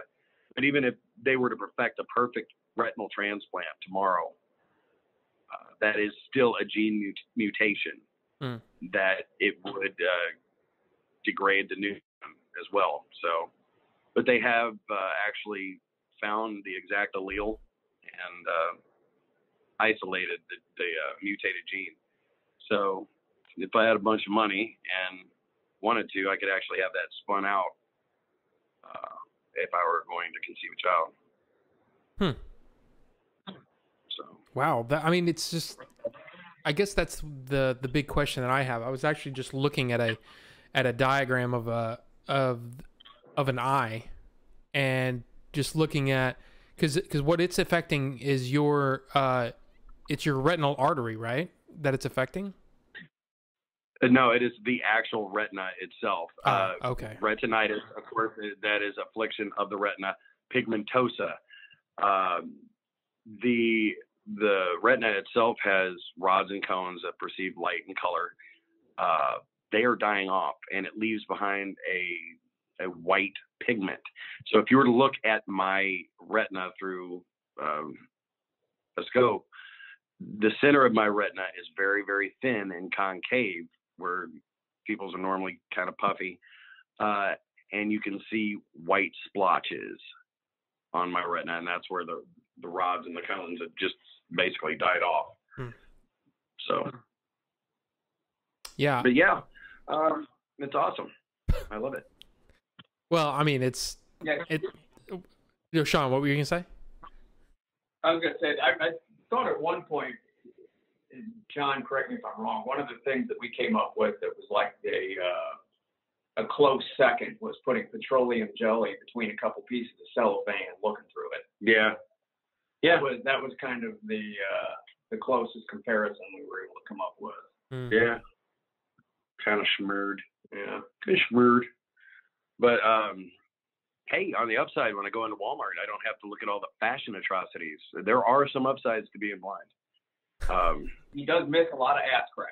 Yeah. A whole lot you don't have to say. Especially in small town Missouri. Now, my dad asked a question in chat that I wanted to ask you. He said he's speaking from ignorance, but he's heard of wearable visual devices. Would something like that help your situation? I mean, that's kind of what we were talking about. But yeah, it's and he actually asked that like probably 20-30 minutes ago. So sorry. Oh, my last day. But no, we've kind of talked about that. I mean, I don't remember that one that basically plugged into the back of the, I guess, the retina. It'd be interesting to see what, how far this goes, the, I guess, almost bypassing your eyes. Because, I mean, like, for example, what I was kind of envisioning in a way is like the Oculus Quest is a VR headset and it's completely wireless, right? So you put it on and it's actually got, in fact, if I was thinking ahead, I would have gotten it, but it basically, you wear it and then there's 6 cameras. There's two kind of, above your forehead and about your nose level. And then there's 2 on each corner of the headset on the left and right side.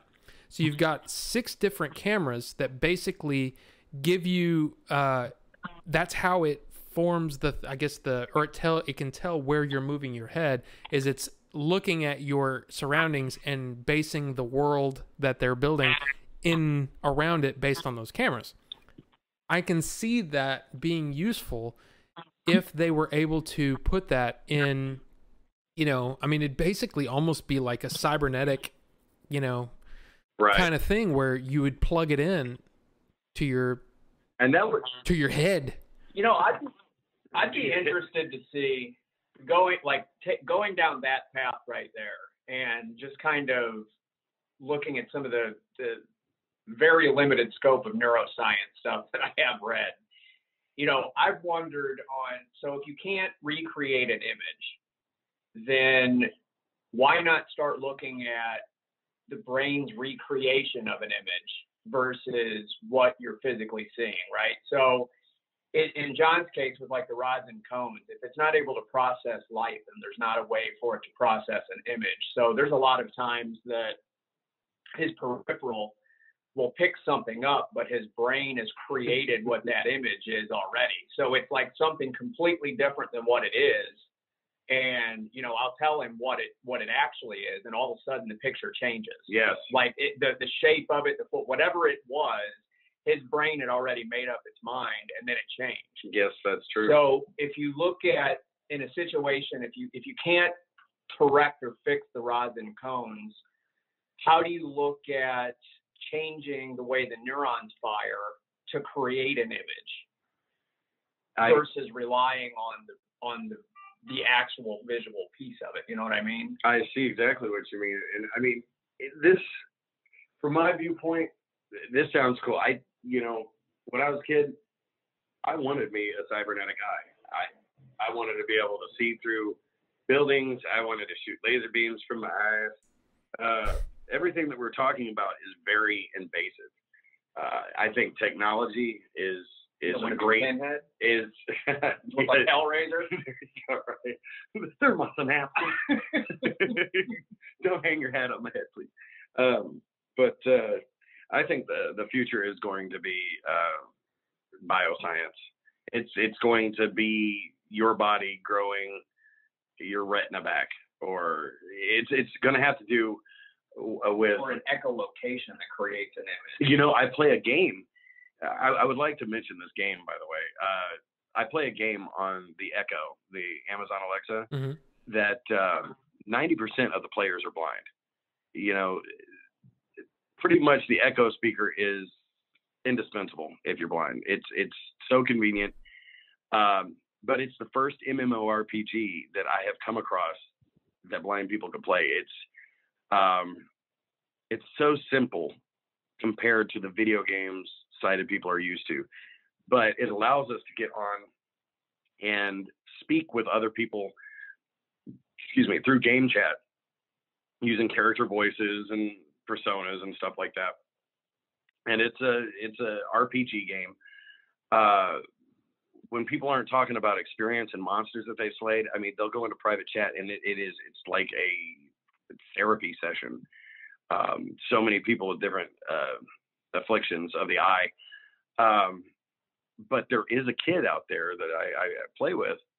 He was making fun of himself. He goes, yeah, I make a lot of weird clicking sounds when I walk because I walk by echolocation.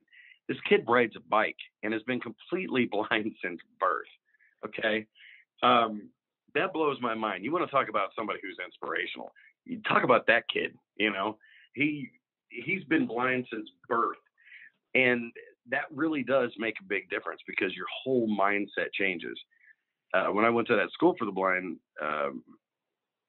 it was almost a division, you know, like the Jets and the Sharks, you know, the total blinds and the blind from birth would stay at one place, and the partially sighted. And that's where the sighties are. That's right. Damn right. Oh, look at me. I can walk that day.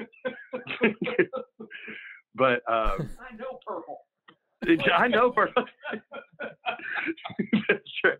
Well, I asked one of these women, Frances. She was an amazing woman. She'd been blind since birth. And we were in a sculpting class, and her husband was blind since birth as well. But she sculpted a bust of him, and I was visual at the time. It was uncanny. It was amazing. And, you know, my curiosity got the best of me. He's been blind since birth. So, I mean, this may sound like a strange question, but how do you dream? She goes, well, it's not in color, stupid. Okay. I don't know purple. Touche. But it was a very interesting question to me. And she said, I dream in what I consider things look like and what I believe are colors, but I dream in sound, of course. And with what Sean was saying, it's true. I could see outlines and high contrast, like a white cooler on dark grass. Now, I look down and I expect to see a table. That's what I see. It's a table. Until somebody corrects me or I touch it. Oh shit, that's a cooler. Oh man, that's a cow. Yeah. My bad, dude. My bad. That's right. I've had some embarrassing situations. But to answer your dad's question, there are adaptive glasses that are for like the colorblind. They offset the contrasting colors so that you can actually. I don't understand how it works, but they do have it for that. They do have it for different lens problems and things like that. But unfortunately, if the light isn't getting to the retina to form an image, that no glasses, no external technology is going to help at this point. But short of an implant, yeah. But like I said, I believe the future in that is going to be biochemistry. I just, for some reason, when you were telling that story, it was like, you're bending down. Oh, hi, Fluffy. John, that's a cobra. Yeah, we've had very similar. We've had very similar experiences. As a wolf. Yeah. Yeah. That also happened in California. Petting a wolf. Like, that's a big wolf, man. We were on Santa Monica Beach, and this guy had 3 fucking timber wolves. And I'm like, hey, Peppy. Just petting. Like, man, that's a big puppy. Like, yeah, that's a wolf, man. And then you probably heard my butthole slam shut. Yeah. You're like, oop. Dude. Exactly, dude. But let me tell you, that dude with the bird, that guy with the bird just straight up hung it on him. Yeah, he hung a bird on me. I'm not cool with that at all. Just out of nowhere, just hung a bird like a cockatiel or something on him. Change 10. Yeah, Mountain Mama says almost grabbed a handful of wasps. Man. Yes, that happened down in the country. Yeah. Scorpions that Grandma cooks. Remember that? Yeah. Scorpions on the floor. Jesus. Yeah, I could go on for days. I'm sure nobody really wants to hear it, but I've got so many maladies and just strange stuff that's happened. One of my favorite is before I actually went blind. The year was 1993. A little Mel Brooks film called Robin Hood Men in Tights was in theaters. And I went to go see that with 2 of my buddies, Mark and Tony. And my night vision sucked already. I wasn't using a cane. I was only 16. So I leave the movie theater and I count the rows. I thought I was on top of it. I come back in completely blind because, my pupils were still undilated from being out there. I didn't count the last row when I came back. So I'm stepping on feet. I'm apologizing to Mark and Tony, and I go to sit down and I sit in a lap. And the only thing that I could think to say, one of my favorite movies, John Hughes film, Weird Science. I sat down in a lap. Well, goddamn. I stood up, I turned around, and a bright part of the movie came up, and I saw 2 bulges in a sweater, and I knew it was a woman. I was so mortified. I just crushed her friend's feet. I just crawled over the seat to where my friends were waiting and laughing. And of course, the lights come up at the end of the movie, and she was gorgeous. And I had nothing better to say than, well, goddamn. See, what are you gonna do? I just see when you were telling it, I was kind of imagining like you miscounted, so you missed a step. You're like, you know, or something. I'm sure that's happened too. Hey, we've gone. I think it's important to know that, you know, we're adding some level of humor to these stories here. 'Cause I think people take it sometimes a little too seriously, like public when they're dodging around, or even people that listen to things like this. And it sounds like, oh, he's making fun of himself. No, there's a level of humor to some of it that you have to accept. Like when we went to Venice Beach, you know, for instance, that was an experience we can both talk about and laugh about, because I don't know if you've ever been to Venice Beach, but when it gets to like 8 o'clock, everybody shuts all their doors. Everybody shuts all their shops, the restaurants, and the entire beach and the boardwalk is taken over by homeless people. Yeah. And we were stranded on the other end of it and had to walk and navigate our way through hundreds and hundreds of homeless people congregated. And I'm trying to navigate a path, and he's accidentally stabbing homeless sleeping bags and getting caught up on, you know, like it was. From the outside looking in, it had to have been hilarious. And we're both sitting there just ass completely puckered, waiting to get mauled by people that we keep stabbing and tripping over and poking. But you know, we can look back at that stuff and speak to it in a funny sense, where there's a lot of people, if we have that type of conversation or we start to talk about that type of story, they view it as like, oh, that's mean. Self-deprecating. Oh, that's just terrible. Why would you have him out there? Why wouldn't I? We're just out experiencing shit. Why wouldn't we do these things? Yeah. Why wouldn't we enjoy ourselves? I like it when they let me out of my cage. They let me out and I started stabbing homeless people with my stick. What else are they good for? No. It wasn't my collapsible stick. It was my stationary. It was my stick. javelin. That's right. Anyway, we've gone. Have we covered any questions or anything? You've basically. I seriously haven't looked at my notes in about an hour, because you had perfect segues. It's like usually that's my job, you know. I try to lead people down a path. You were perfect. No, it's been perfect. It's perfect. I mean, it's like exactly what I was hoping that we could have this conversation, but you know, it'd be a little, you know, just a little bit of perspective, and you know, maybe for you sighties out there, you know, give a little perspective to you, and just, you know, it's weird. It's like you probably, to a certain extent, there's almost like a, you know, it's something that I went through, and I, you know, briefly have talked about it, but it's like, you know, whatever you go through, there are days when it's the worst thing that you can imagine. But then there are a lot of days that you're like, but you know what? I got it pretty good because I have this and I have this in my life and I have this.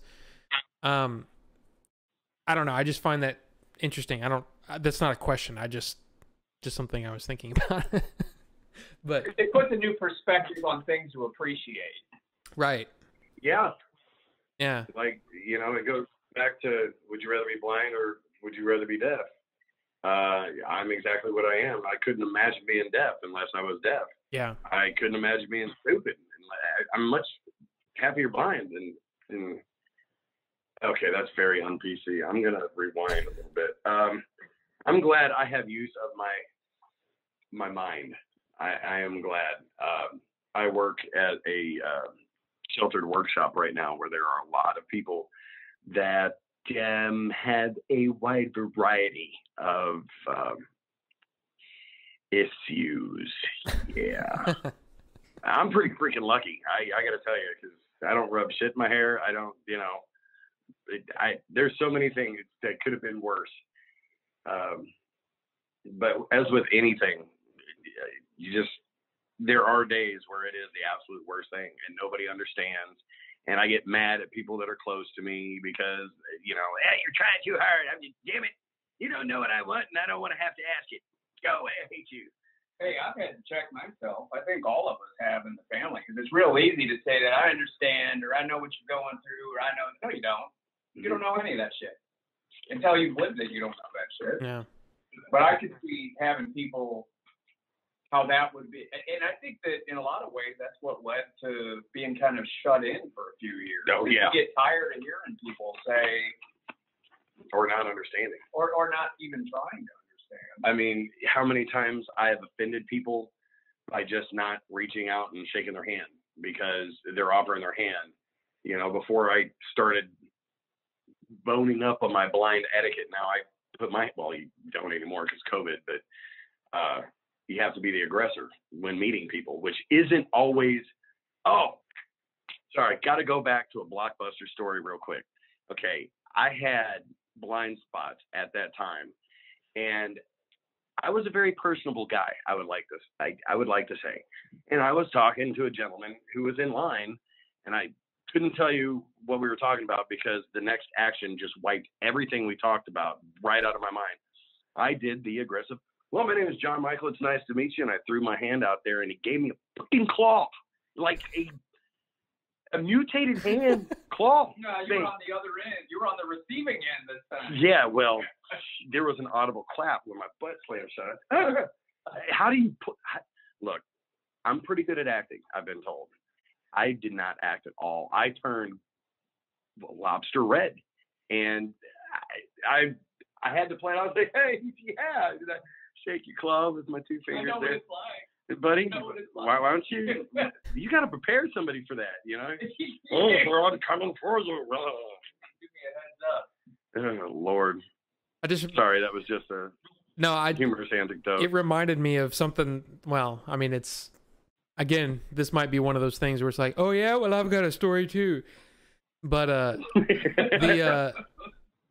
one of the ones that I remember feeling really bad about was the because when you're doing when it's time for them to pay, there's the little keypad, and a lot of times I would say enter yes or whatever, and they would be like yes, because you could hit it. There's remember there was a soft key up top that you could hit, or you could hit the green button, right? So I just basically quit saying yes or no. I just said, just hit the green button and slide. And then there was one day, just joking around, I said, well, hit the green button and slide. Unless you're colorblind, then it's the slightly gray one. and the guy just, and again, we're not on video chat, so no one can see me do this except for the stream. He looks up like this and he goes, I am colorblind. And I went, oh, then hit yes, please. I remember that. Then you know what I'm talking about. Yeah. It's cigar ash, not cigarette ashtray. But it was I felt really bad. And it was the last time I said that joke. First and last time that I said that joke. But I used to do that crap all the time. I would mess with people, with customers. Oh my God. And it was so much fun, it was so much fun because some people I got really good at reading people, because you're like, okay, I'm not going to joke around with this guy. This guy looks like he's had a bad day, and then, but almost every time I got really good at knowing who I could mess with or tell a joke or whatever and not get, I don't, whatever. I don't know. Look, one of my favorites was you would get people that would come in irate. I know I turned in that damn video. I turned that into 5 of them videos, and it was with it, and videos. That's right. Videos. We were in Texas, and you would show them the screen, and you would do your best to explain. Well, the reason why it is late is because it was not with and it would not have stayed in the Dropbox overnight, and blah blah blah. Well, sometimes people look logic right in the face and go, not today. No, sir. And you could read those people and you would get this not quite disgusted, but so disinterested face, like, yeah. Yeah. And they would just be rambling on, and Rob would just, yeah. I can't get my voice up that high, but you would, yeah. I go, yeah, wait, hold on. I can do it. I go, yeah. Yeah. Yeah. Yeah.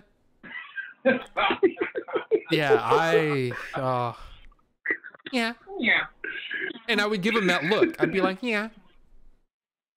And it was just, I don't know. Or when people come in looking for a specific movie, I'm looking for the movie, it's got that guy in it, and he's driving around in a car, and he's wearing jeans. That's right. Rob be like, oh yeah, with the hair and with the car. Yeah, you know it. I don't know what you're talking about. Well, no, it'd be like, well, you know, it was that guy that was in that, and I'm like, oh, the one with, he had hair and he was walking. Yeah, that's every movie we have in here, sir. You have to be more descriptive than that. But I mean, there was an element of just playfulness, but then there was that element of, I've heard it 100 times. Like when something wouldn't scan, they go, well, I guess it's free. I've never heard that. Yeah, that was funny the first 100 times I heard it today, sir. Please, just don't. Sean just mentioned a movie that actually came out when I worked at Blockbuster, Falling Down. That's one of those falling down moments. Yeah. The guy walking with the hair and stuff blows up. Oh, yeah. Yeah, it was constant, though. And then the ones that really messed me up are the ones where you had to do some sort of mental gymnastics to try to figure out what they were saying. You know, do you have that movie Armageddon? And I'm like, Armageddon? Yeah. I'm thinking Godzilla. I'm like, what are they trying to say? And so I'm looking through and I'm like, well, we have some Godzilla movies back there. No, the one with Bruce Willis. You mean Armageddon, you idiot? Yes, we have it. Oh my God. Yeah, we have Armageddon. Yeah, Armageddon. And then do you have 8mm? You mean 8mm, you idiot? Yes, we got it. Oh God, that's great. That was. Dude, I will have to say, because of the lack of video descript on a lot of newer movies, I am not privy to a lot of the newer movies. So I find myself going back and rewatching the movies, my old favorites, my whoobies, Amber, I have just introduced her to so many of my guilty pleasure movies, like A Knight's Tale. Breakfast Club. No, well, that's not guilty pleasure. I love that movie. But A Knight's Tale, I mean, come on. Seriously. Cute. It was fun. Yeah, cute. Yeah. Not a lot. Not great acting. Robin Hood, Prince of Thieves. It's a guilty pleasure movie. Troll with Warwick. They are. Uh-huh. What was that? No, Princess Bride. They're remaking The Princess Bride. Yeah. That's the one they're remaking. I don't know how I feel about that, to be honest with you. Yeah, there's been talk about it for years, but that could go. I don't know. That's like trying to remake Back to the Future. Like, why? Just write something new, you know? Or like Ghostbusters. Oh wait, they already did that, did they? Yeah. Yeah. Meh. Turn out so good.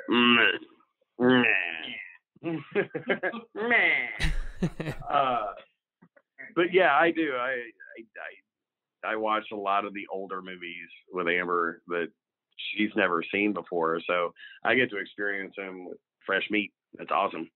But I hadn't seen Labyrinth again until he brought it up. Yeah. Like decades. Oh, that Labyrinth and Dark Crystal. damn skippity doo dah. Yeah. And they're making another. They're making a sequel to Labyrinth, for sure. Really? And I'm very excited. How's it going to be without David Bowie? Well, I don't know. I don't know, but the director of Doctor Strange is doing it. And that guy, I'm telling you, that guy has a vision. So I'm really interested to see what he comes up with, because I think he's got Now again, it's one of those things where, can you tell a good story though? It's not just about the the design of the world and things like that. Is Jennifer Connelly going to be in it? Is it going to be her kid that has to go through it? You know? So that's what I'd be interested in. Is it going to be her? Is it going to be like her kid? Is she going back? What's going on with that? I'd be interested in seeing Jennifer Connelly again, See, I can see what they could do here. They could make her the mom of the, let's say it's a daughter, right? That's going through it. But then when she gets into the world, it's her. It's Jennifer Connelly as the David Bowie character, the Goblin Queen or something like that. You know what I mean? So she plays both parts. What about Toby? I could see it being a lot darker. What about Toby? You know? This kid was just taking and hanging out with goblins for, I mean, there's got to be some long-lasting psychological issues there. Toby goes fucking off the chain and just who knows murder. Yeah, who knows what they're gonna do with it? But I'm really curious to see what they do because Labyrinth has always been one of my favorites. I mean, Labyrinth and Dark Crystal, I love all those. And Amber said it's always a good time with John Michael. He's usually in character, so I get all the personalities. Yeah. Always on. Yeah, that's what I do. How did you feel about the Netflix reboot of Dark Crystal? Oh, I loved it. Good. It's one of those. I haven't talked to you about it since you finished it. Yeah, it's one of those where I feel like in a lot of, how do I say this? A lot of Netflix and any series, when they're doing these series, whether they're reboots or whatever, some of them are like visually amazing, but I feel like the story could have done with some editing. You know, I just feel like it was too long. There was a lot of, we're just going to hang out here and show off things. It just feels like the story could have been tighter. Does that make sense? You mean of the Netflix Dark Crystal? Oh, are you talking about in general? No, well, in general, but Dark Crystal is one of those where it's they just released it's sort of like an anime version of Transformers. Called War for Cybertron. On Netflix, right. Came out yesterday, in fact, and I was planning on talking about it on Wednesday, but I can talk about it a little bit here. Basically, I really, really enjoyed it. Visually, it's amazing. I wish they had an editor. That's really yeah. It just feels like there's about 2.5 hours worth of runtime with about an hour and 40 minutes of story. Lord of the Rings. Yeah. Not to discredit Peter Jackson, I could see when they first came out and just visually stunning, but especially with fantasy, it seems like I know with authors, George R.R. Martin, J.R.R. Tolkien, they fall in love with their creation so much that they expect everybody to be on the same page as far as, they just want to look at what I created. And while it is good, I believe a lot of it can be edited out. I mean, Lord of the Rings, love that series. Absolutely love it. But I really think a lot of the wide panning shots, while they did add something to the movie, they could have been minimalized a little bit. Maybe, I'm pissing people off saying that, but that's how I felt. No, it's I don't know. It's sort of like, we've talked about it. You and I have talked about it many, many times. But it's something that I talk about all the time on this show, and that is the idea that effects aren't story. Whether it's special effects, visual effects, whatever. Story and character are always the most important thing. Because you can have the most beautiful piece of crap you've ever seen. And as long as it's crap, it doesn't matter how beautiful it is. It's nice. So it's just one of those things, and I hope that, and I could be wrong. There's a lot of people that probably watched that Dark Crystal thing and were amazed by like the whole thing. I enjoyed it very much, but I feel like it could have used some editing, and a lot of it's, to me, I know this is gonna, some people might not agree, but like Game of Thrones is to me a fantastic show, but it's almost like they had a nudity quota and they were just trying to meet that. Amen. They were just trying to meet that quota. Nudity for nudity's sake doesn't make any sense. It's just like bad effects. And what I mean by bad effects is effects that are, not needed to tell the story. You're just doing like, oh my gosh, see what we did. Instead of telling the story. The story comes first. So I completely agree. To me, when they do that, it's always irritating to me. Because I think that, like, Game of Thrones is one of the biggest sufferers of it. Where just Spartacus. I've never seen that, but I've heard that one's really bad too. About that, where it's just it's to the point. We're trying to make a point here, and then boobs. I just don't get it. Yeah, well, there's a scene in I think the second season of Game of Thrones, and Littlefinger's sitting there talking, and in the foreground, there's two women just just doing it up. And even as somebody who is non-visual, I had to run that back a couple times to try and catch what he was saying, because it was it's like quite distracting. It's almost like, have you guys not seen a woman before? Or have you? No, I mean, I like boobies, but come on, tell a story here. I don't know. I don't understand it. It just seems it's distracting. And it's not even. It seems like they're playing to a lowest common denominator by doing that. Right. I mean, I just don't care. Like I've been that way for a very, very long time. But it's the same thing with some of the Transformers movies and there's a lot of movies out there that are guilty of it. They're more interested in their effects than they are in telling a good story. And all day long. It's just like, that's part of the reason why Star Wars has always been something that I've always really gravitated toward, because it's story first. Now they kind of lost their way here in the sequels, but hey, we won't go into that because, oh my gosh. Yeah, but yeah, that's a whole show in itself. Yeah, it's so irritating when that becomes the thing. It's all about the effects, or you can argue that some might be, well, what toys can we sell? That's the kind of thing that irritates me. Yeah. I could sit here and listen for days, and I actually have been recapping on your shows and stuff.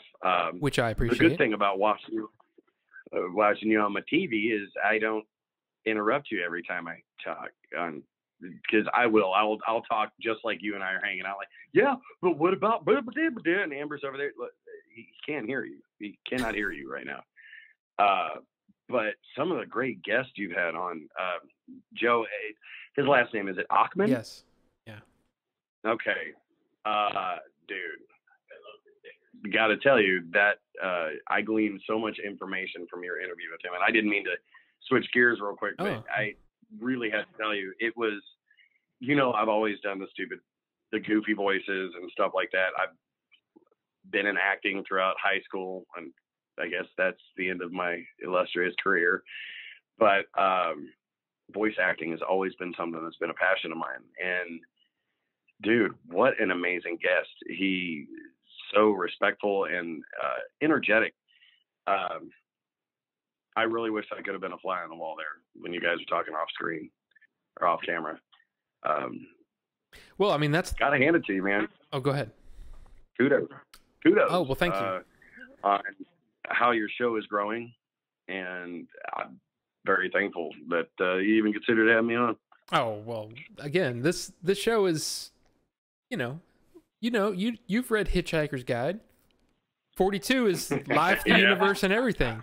So that's what this is. It's Order 42. So it's, and that's the one thing that I want. I never wanted to be, like, the first thing that I wanted to do, honestly, and I appreciate what you're saying about the growth, but the whole thing was, I didn't want to be just a Star Wars channel or just a movie channel or just a TV channel or whatever. I wanted it to be a little bit of everything, and a place for people to hang out and chat about entertainment and stuff, the stuff that we like, video games. Well, you have filled, everything. Well, you filled your ADA quotient. Well, that wasn't the idea here. I mean, it's like okay, we're compliant. yeah. Well, I've got this guy on here. Okay, well, you know. I get it. But they call me Token. I really appreciate it though. I mean, it's like I just try to put on a show that, like, if I were, I mean, really, this show so far has really just been like, what's Rob into? You know, what would Rob want from a talk show? And that's kind of what this is. It's kind of like, you know, and I just hope I'm just glad people are, you know, some people are enjoying it. Some people don't like it, but that's okay. So. Well, tell me who these people are, and I will find a way to. No, it's. But yeah, I'm just playing. Going back to Joe. Oh my gosh, that was, and it's funny. You said you'd like to be a fly on the wall for the conversations that happened before and after. I literally met the guy 8 minutes before we went live. So that is Well, you guys gelled very quickly. That is I mean, that's a testimony for both of your personalities. Well, I've always looked at myself as, you know, a little bit of Winnie the Pooh, right? I can get along with just about anybody. I mean, think about yeah, I can't do that voice. You can do that. But who himself was a great voice actor, that guy. He did Disney movies for years and years, but the oh, absolutely. What was I trying to say? 8 minutes before your time with Joe, flying on the wall. Well, right, yeah. We barely talked at all. I mean, we'd conversed in email, and I just, you know, and it was more of like, hey, do you want your Twitter on there? Do you want your Instagram on there? What do you want? You know, and hey, we're going to start it. Now, I don't want to throw Joe under the bus because it was just a simple mistake. I assumed that he was in Mountain Time because he said, when I sent him the little pre-show email, I said, yeah, it'll be 3 p.m. Central Daylight Time. And he replied back and said, oh, that's 2 my time. That works great. And I'm like, okay, cool. And then I'm watching another interview and he mentions that he's in L.A. Yeah. And in L.A., that's of course Pacific time. And I'm sitting there and I'm like, I didn't make the connection that he could be off an hour. And so, of course, last weekend, that's why we had to push it an hour, was just because there was a miscommunication, and it's no big thing. It was no big thing. We rolled with the punches. But yeah, it was that's really, we didn't talk much as far as like outside of the actual interview which you guys saw. So that, you're right, that is a testament to him as just a person, that he looked at it as, we're just going to have, and I told him, I said, look, I'm not a professional interviewer here.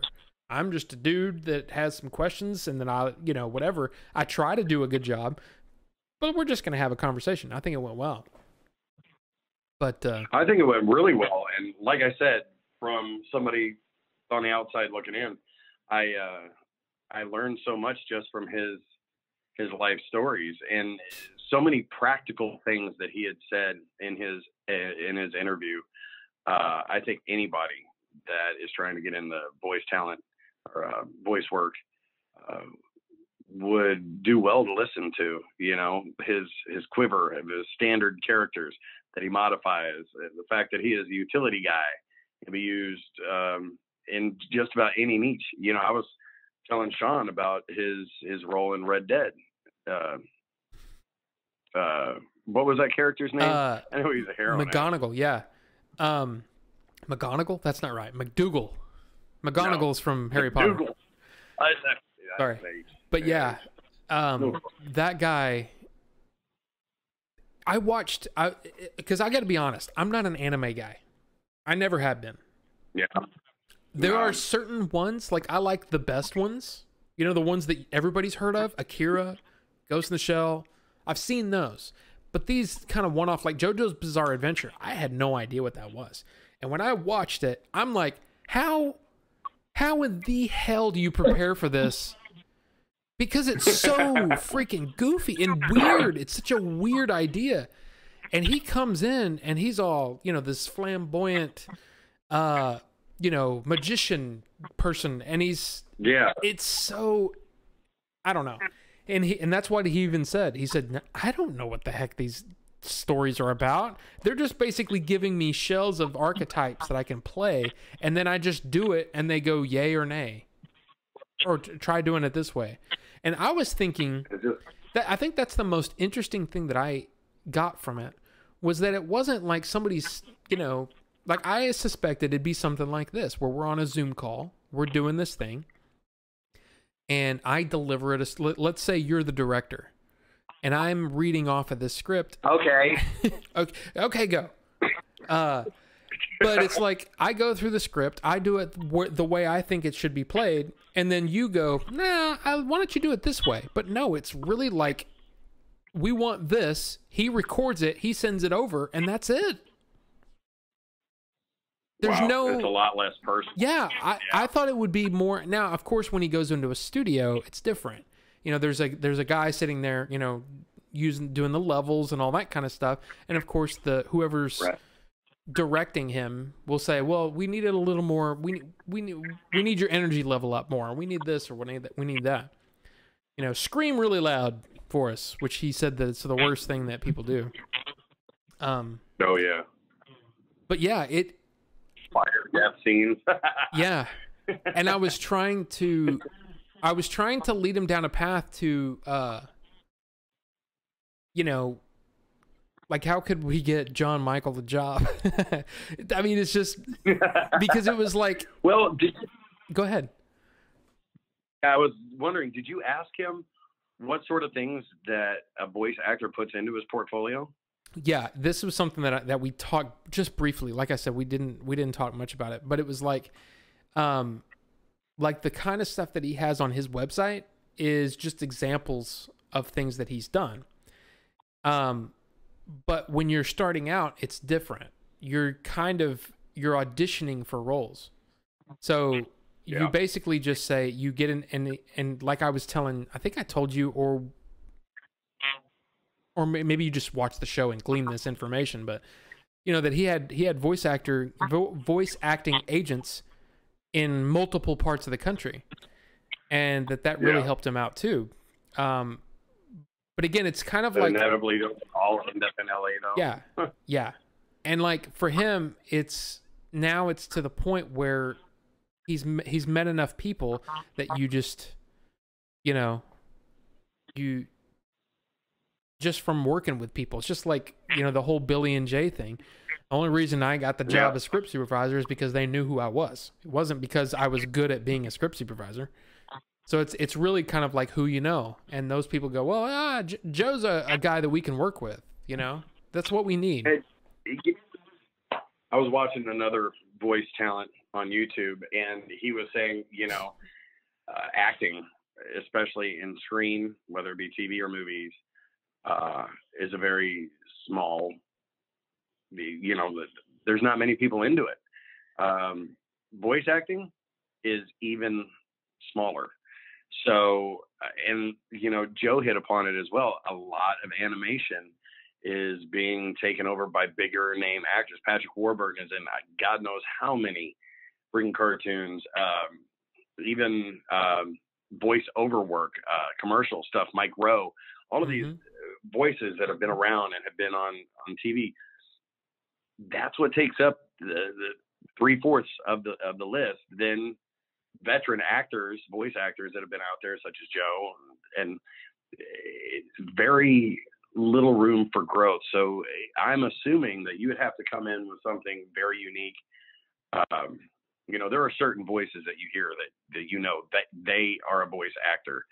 I can't remember her name. Kristen, who does Bob's Burgers as Talking about Kristen Wiig?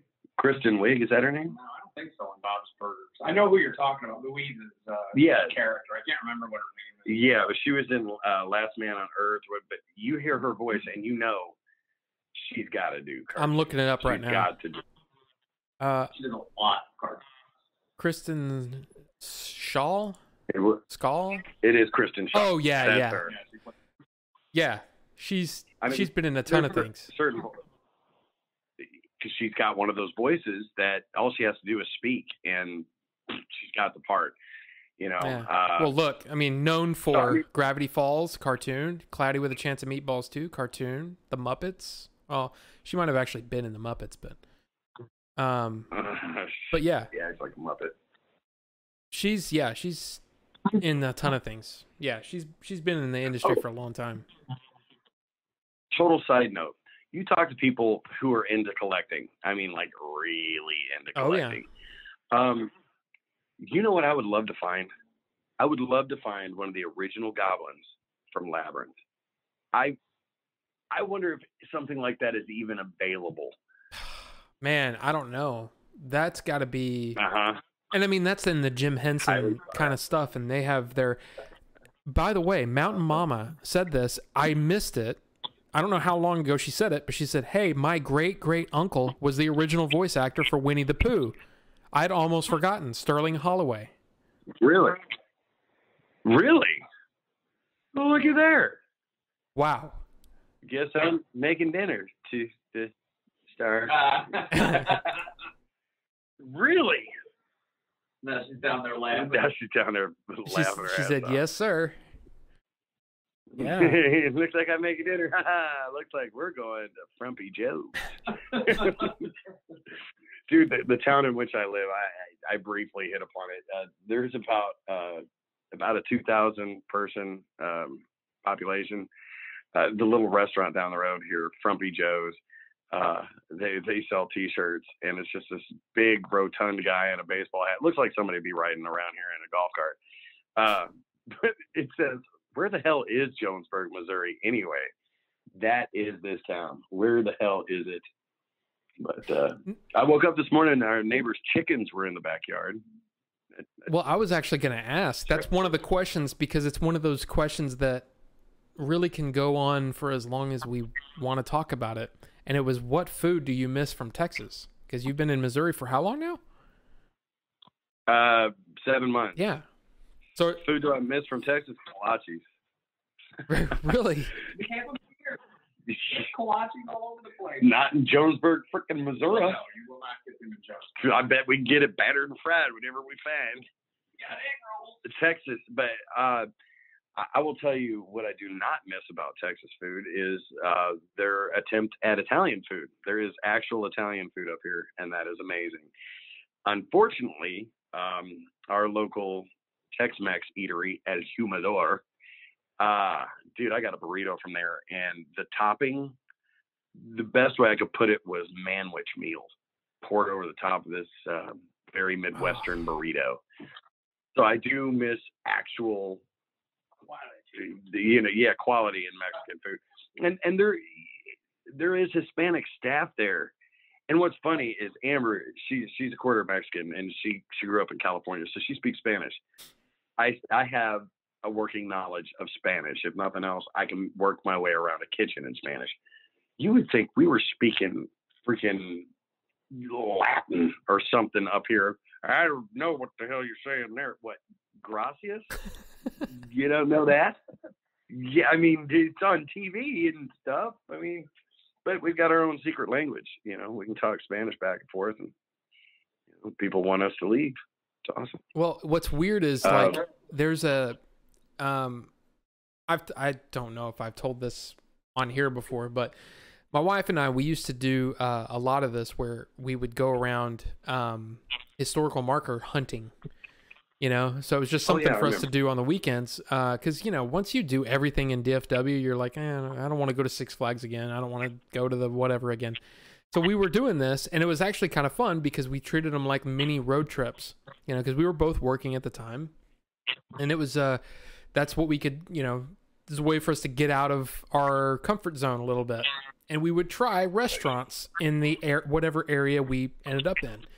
And I don't remember exactly where it was, but we would use Yelp, just like, you and I would look up burger places on Yelp, and we would just go try burger places. Yeah. But we tried this Mexican food restaurant that had like 4.5 stars, and it was a lot of reviews. Oh, it's the best Mexican food in town and all this stuff. And I'm like, okay, this is going to be good. We go in there, and it tasted like everything was either frozen dinners or out of a can. It was disgusting.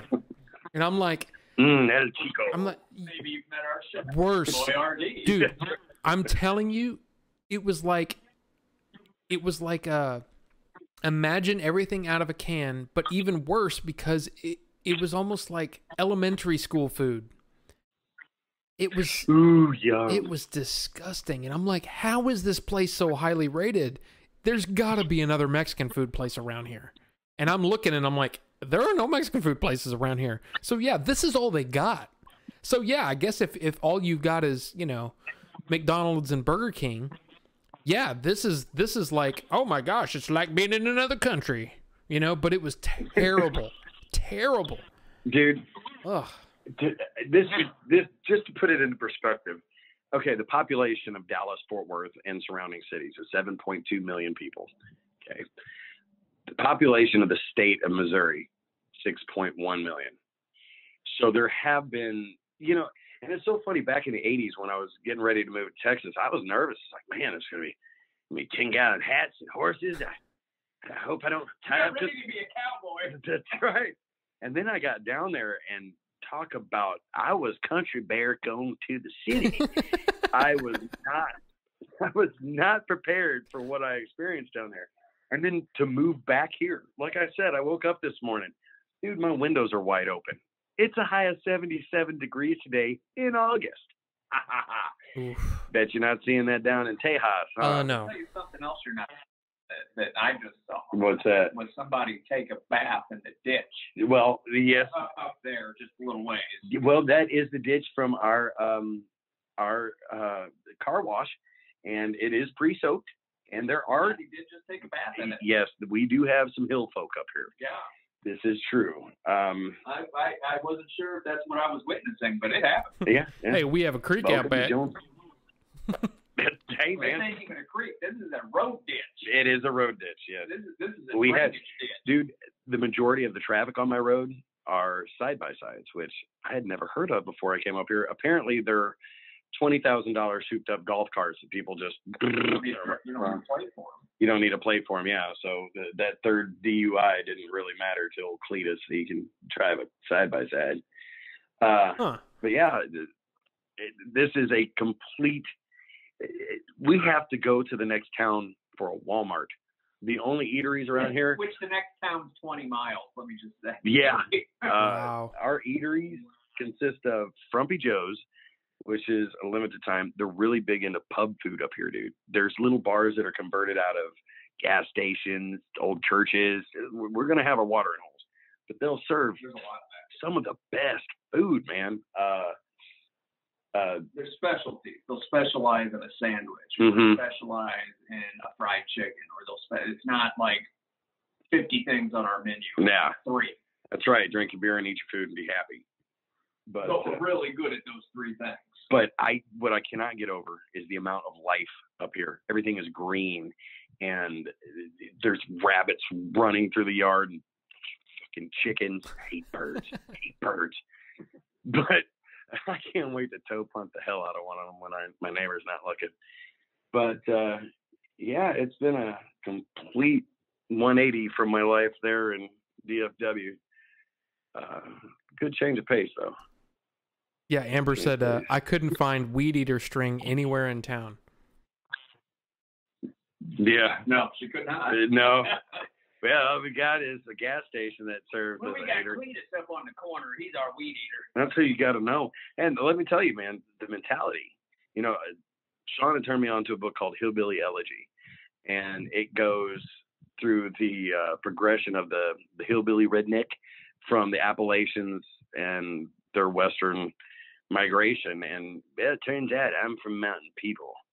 Went down to a place called Ironton where my family has some land down there. And apparently I'm related to the whole holler. And that is no shit, Rob. It is called Womble Holler. And this is a type of place that if you don't know somebody down there, they will stop your car and turn you out. You don't belong here. You need to go on. Get. You ain't from around here, right. are you, boy? You smile like a donut and make me like it. Yeah, no. You sure got a permit face. Yeah, it's a little scary, but yeah, I'm related to those people. That's Men are men Wow. and sheep are nervous. But I do miss my family down there in Texas. Of course, I miss hanging out with you and stuff. But hey, man, this show, like Amber was saying the other night, I was completely spazzing out. Oh, it's my thing. And he's on my TV. Yeah, I know that guy. I'm catching up eventually with technology. Well, But- it has been great having you on the show, because it's just, well, I mean, just chatting with you is, you know, we do this once every, well, lately it's been like once every month, but I mean, we used to do this all the time where we would just talk for, I don't know, 3-4 hours, just you know, Yeah. and we would talk about, like, Yeah. what are you reading, you know, what do you you know, what have you been watching, what have you, you know, and we would talk about, you know, Stephen King, or you're the one that got me like really back into Stephen King, and then I mean that I want to stalk that man so bad. I really do. Sorry. It's one of those where I think a lot of people could read those early Stephen King books and go, yeah, I'm not really into this guy. You know, maybe he can spin a good yarn, but he may not be. You like that? Yeah. But his attitude isn't exactly what I, you know, like or whatever. I really enjoy his most recent stuff. Like in, I would say, the last 10-15 years, it's kind of grown up. He's kind of grown up, I guess, you know? I don't know if that makes any sense for, I don't know, what is he, 70 now? He's 73. Yeah. September 9th. But it's September 21st. You know what I'm saying? It's almost like it's definitely a more mature read. It's not just, you know, I mean, there was a lot of he was weird back then, you know, when he was on the cocaine and alcohol and all that kind of stuff. It was some weird stuff. Yeah. Yep. If you've ever read The Talisman, that one is, that's a trip and a half. And I never really got into the gunslinger or anything, but I did recently complete his Bachman books when he was writing under Richard Bachman. There are 4 stories: Rage, Roadwork, The Lawn Walk, and Running Man. And what amazes me, and this is the late 70s he's writing this, and he's got such an imagination that he plucked so many things from our time, like The Running Man in the book, not the Richard Dawson or Schwarzenegger movie, but in the book, you know, it is the largest game in America, and America, for the most part, has government-sponsored TV. They stay in their house. That's what they do. So the government can keep track of them all day. They sit in the house and they watch game shows, such timeless classics as Treadmill of Death, where they get heart attack patients. They get them on treadmills and they run their asses off till the last one's alive. That is reality television. Swim for Your Life, where you have to swim to the other end of a pool that has piranhas or sharks in it or crocodiles to win the prize. Not that far off of what reality television has become today, you know. Well, I'm telling you, we're living in the world of Demolition Man. Demolition Man. Yeah. Yeah, we're living in the world of Demolition Man. I mean, almost everything from that movie is starting to come to fruition. Yeah. We're only a step away from Taco Bell owning everything. Oh, please no. I mean, I like my Taco Bell every now and then, but not not every day. But The Taco Bell. yeah, That's right. I don't know. I guess my thing is that, like, it's one of those things, like, this has been really fun because, I mean, Sean, this is the first time we've ever chatted. I've heard a lot about you, but of course I'd never actually gotten to talk with you, and this has just been great. But guys, we're at 2.5 hours now. I mean, we've Holy crap. yeah, can you believe it? So I think we're gonna call it here, but again, thank you guys for even, you know, just coming on here. And Sean, thank you for helping John get on and all that kind of stuff. I mean, this has been great. It has been great, and again, It's been good to sort of meet you. Yeah. yeah. Your voice is associated with a green ring on the top of the Alexa. Now I know what you look like, sort of. Right. Well, I appreciate the opportunity, and again, you get a chance next time you talk to Billy and Jay and Rufus and all of the old BBB crowd, tell them I said hello, and just all of you guys, Carpe Omnius, just seize everything. It's awesome to see what you're doing. Well, I mean, I like your stormproof helmet, by the way. Oh, thank you. I was looking at that yesterday before hopping on today. Oh yeah, it's you know. I'm like, oh, he's got stuff on his shelf that I like. I'd like to have some of that. Oh, there's here. Let's see if I can do this without destroying the show. There's some Star Wars stuff up there. There's my Zelda I just got. There's my Harry Potter books. Oh yeah, man. This is I mean, I'm just a geek, you know. That's number one. That's what I am. I mean, that's the way it is, but yeah, oh, and Amber said, "Thanks, Robin. Thanks for the blind mice link. I've already saved it." So oh, kick ass. Yeah. So I mean, it's one of those where, you know, I think it's really helpful. It's cool stuff.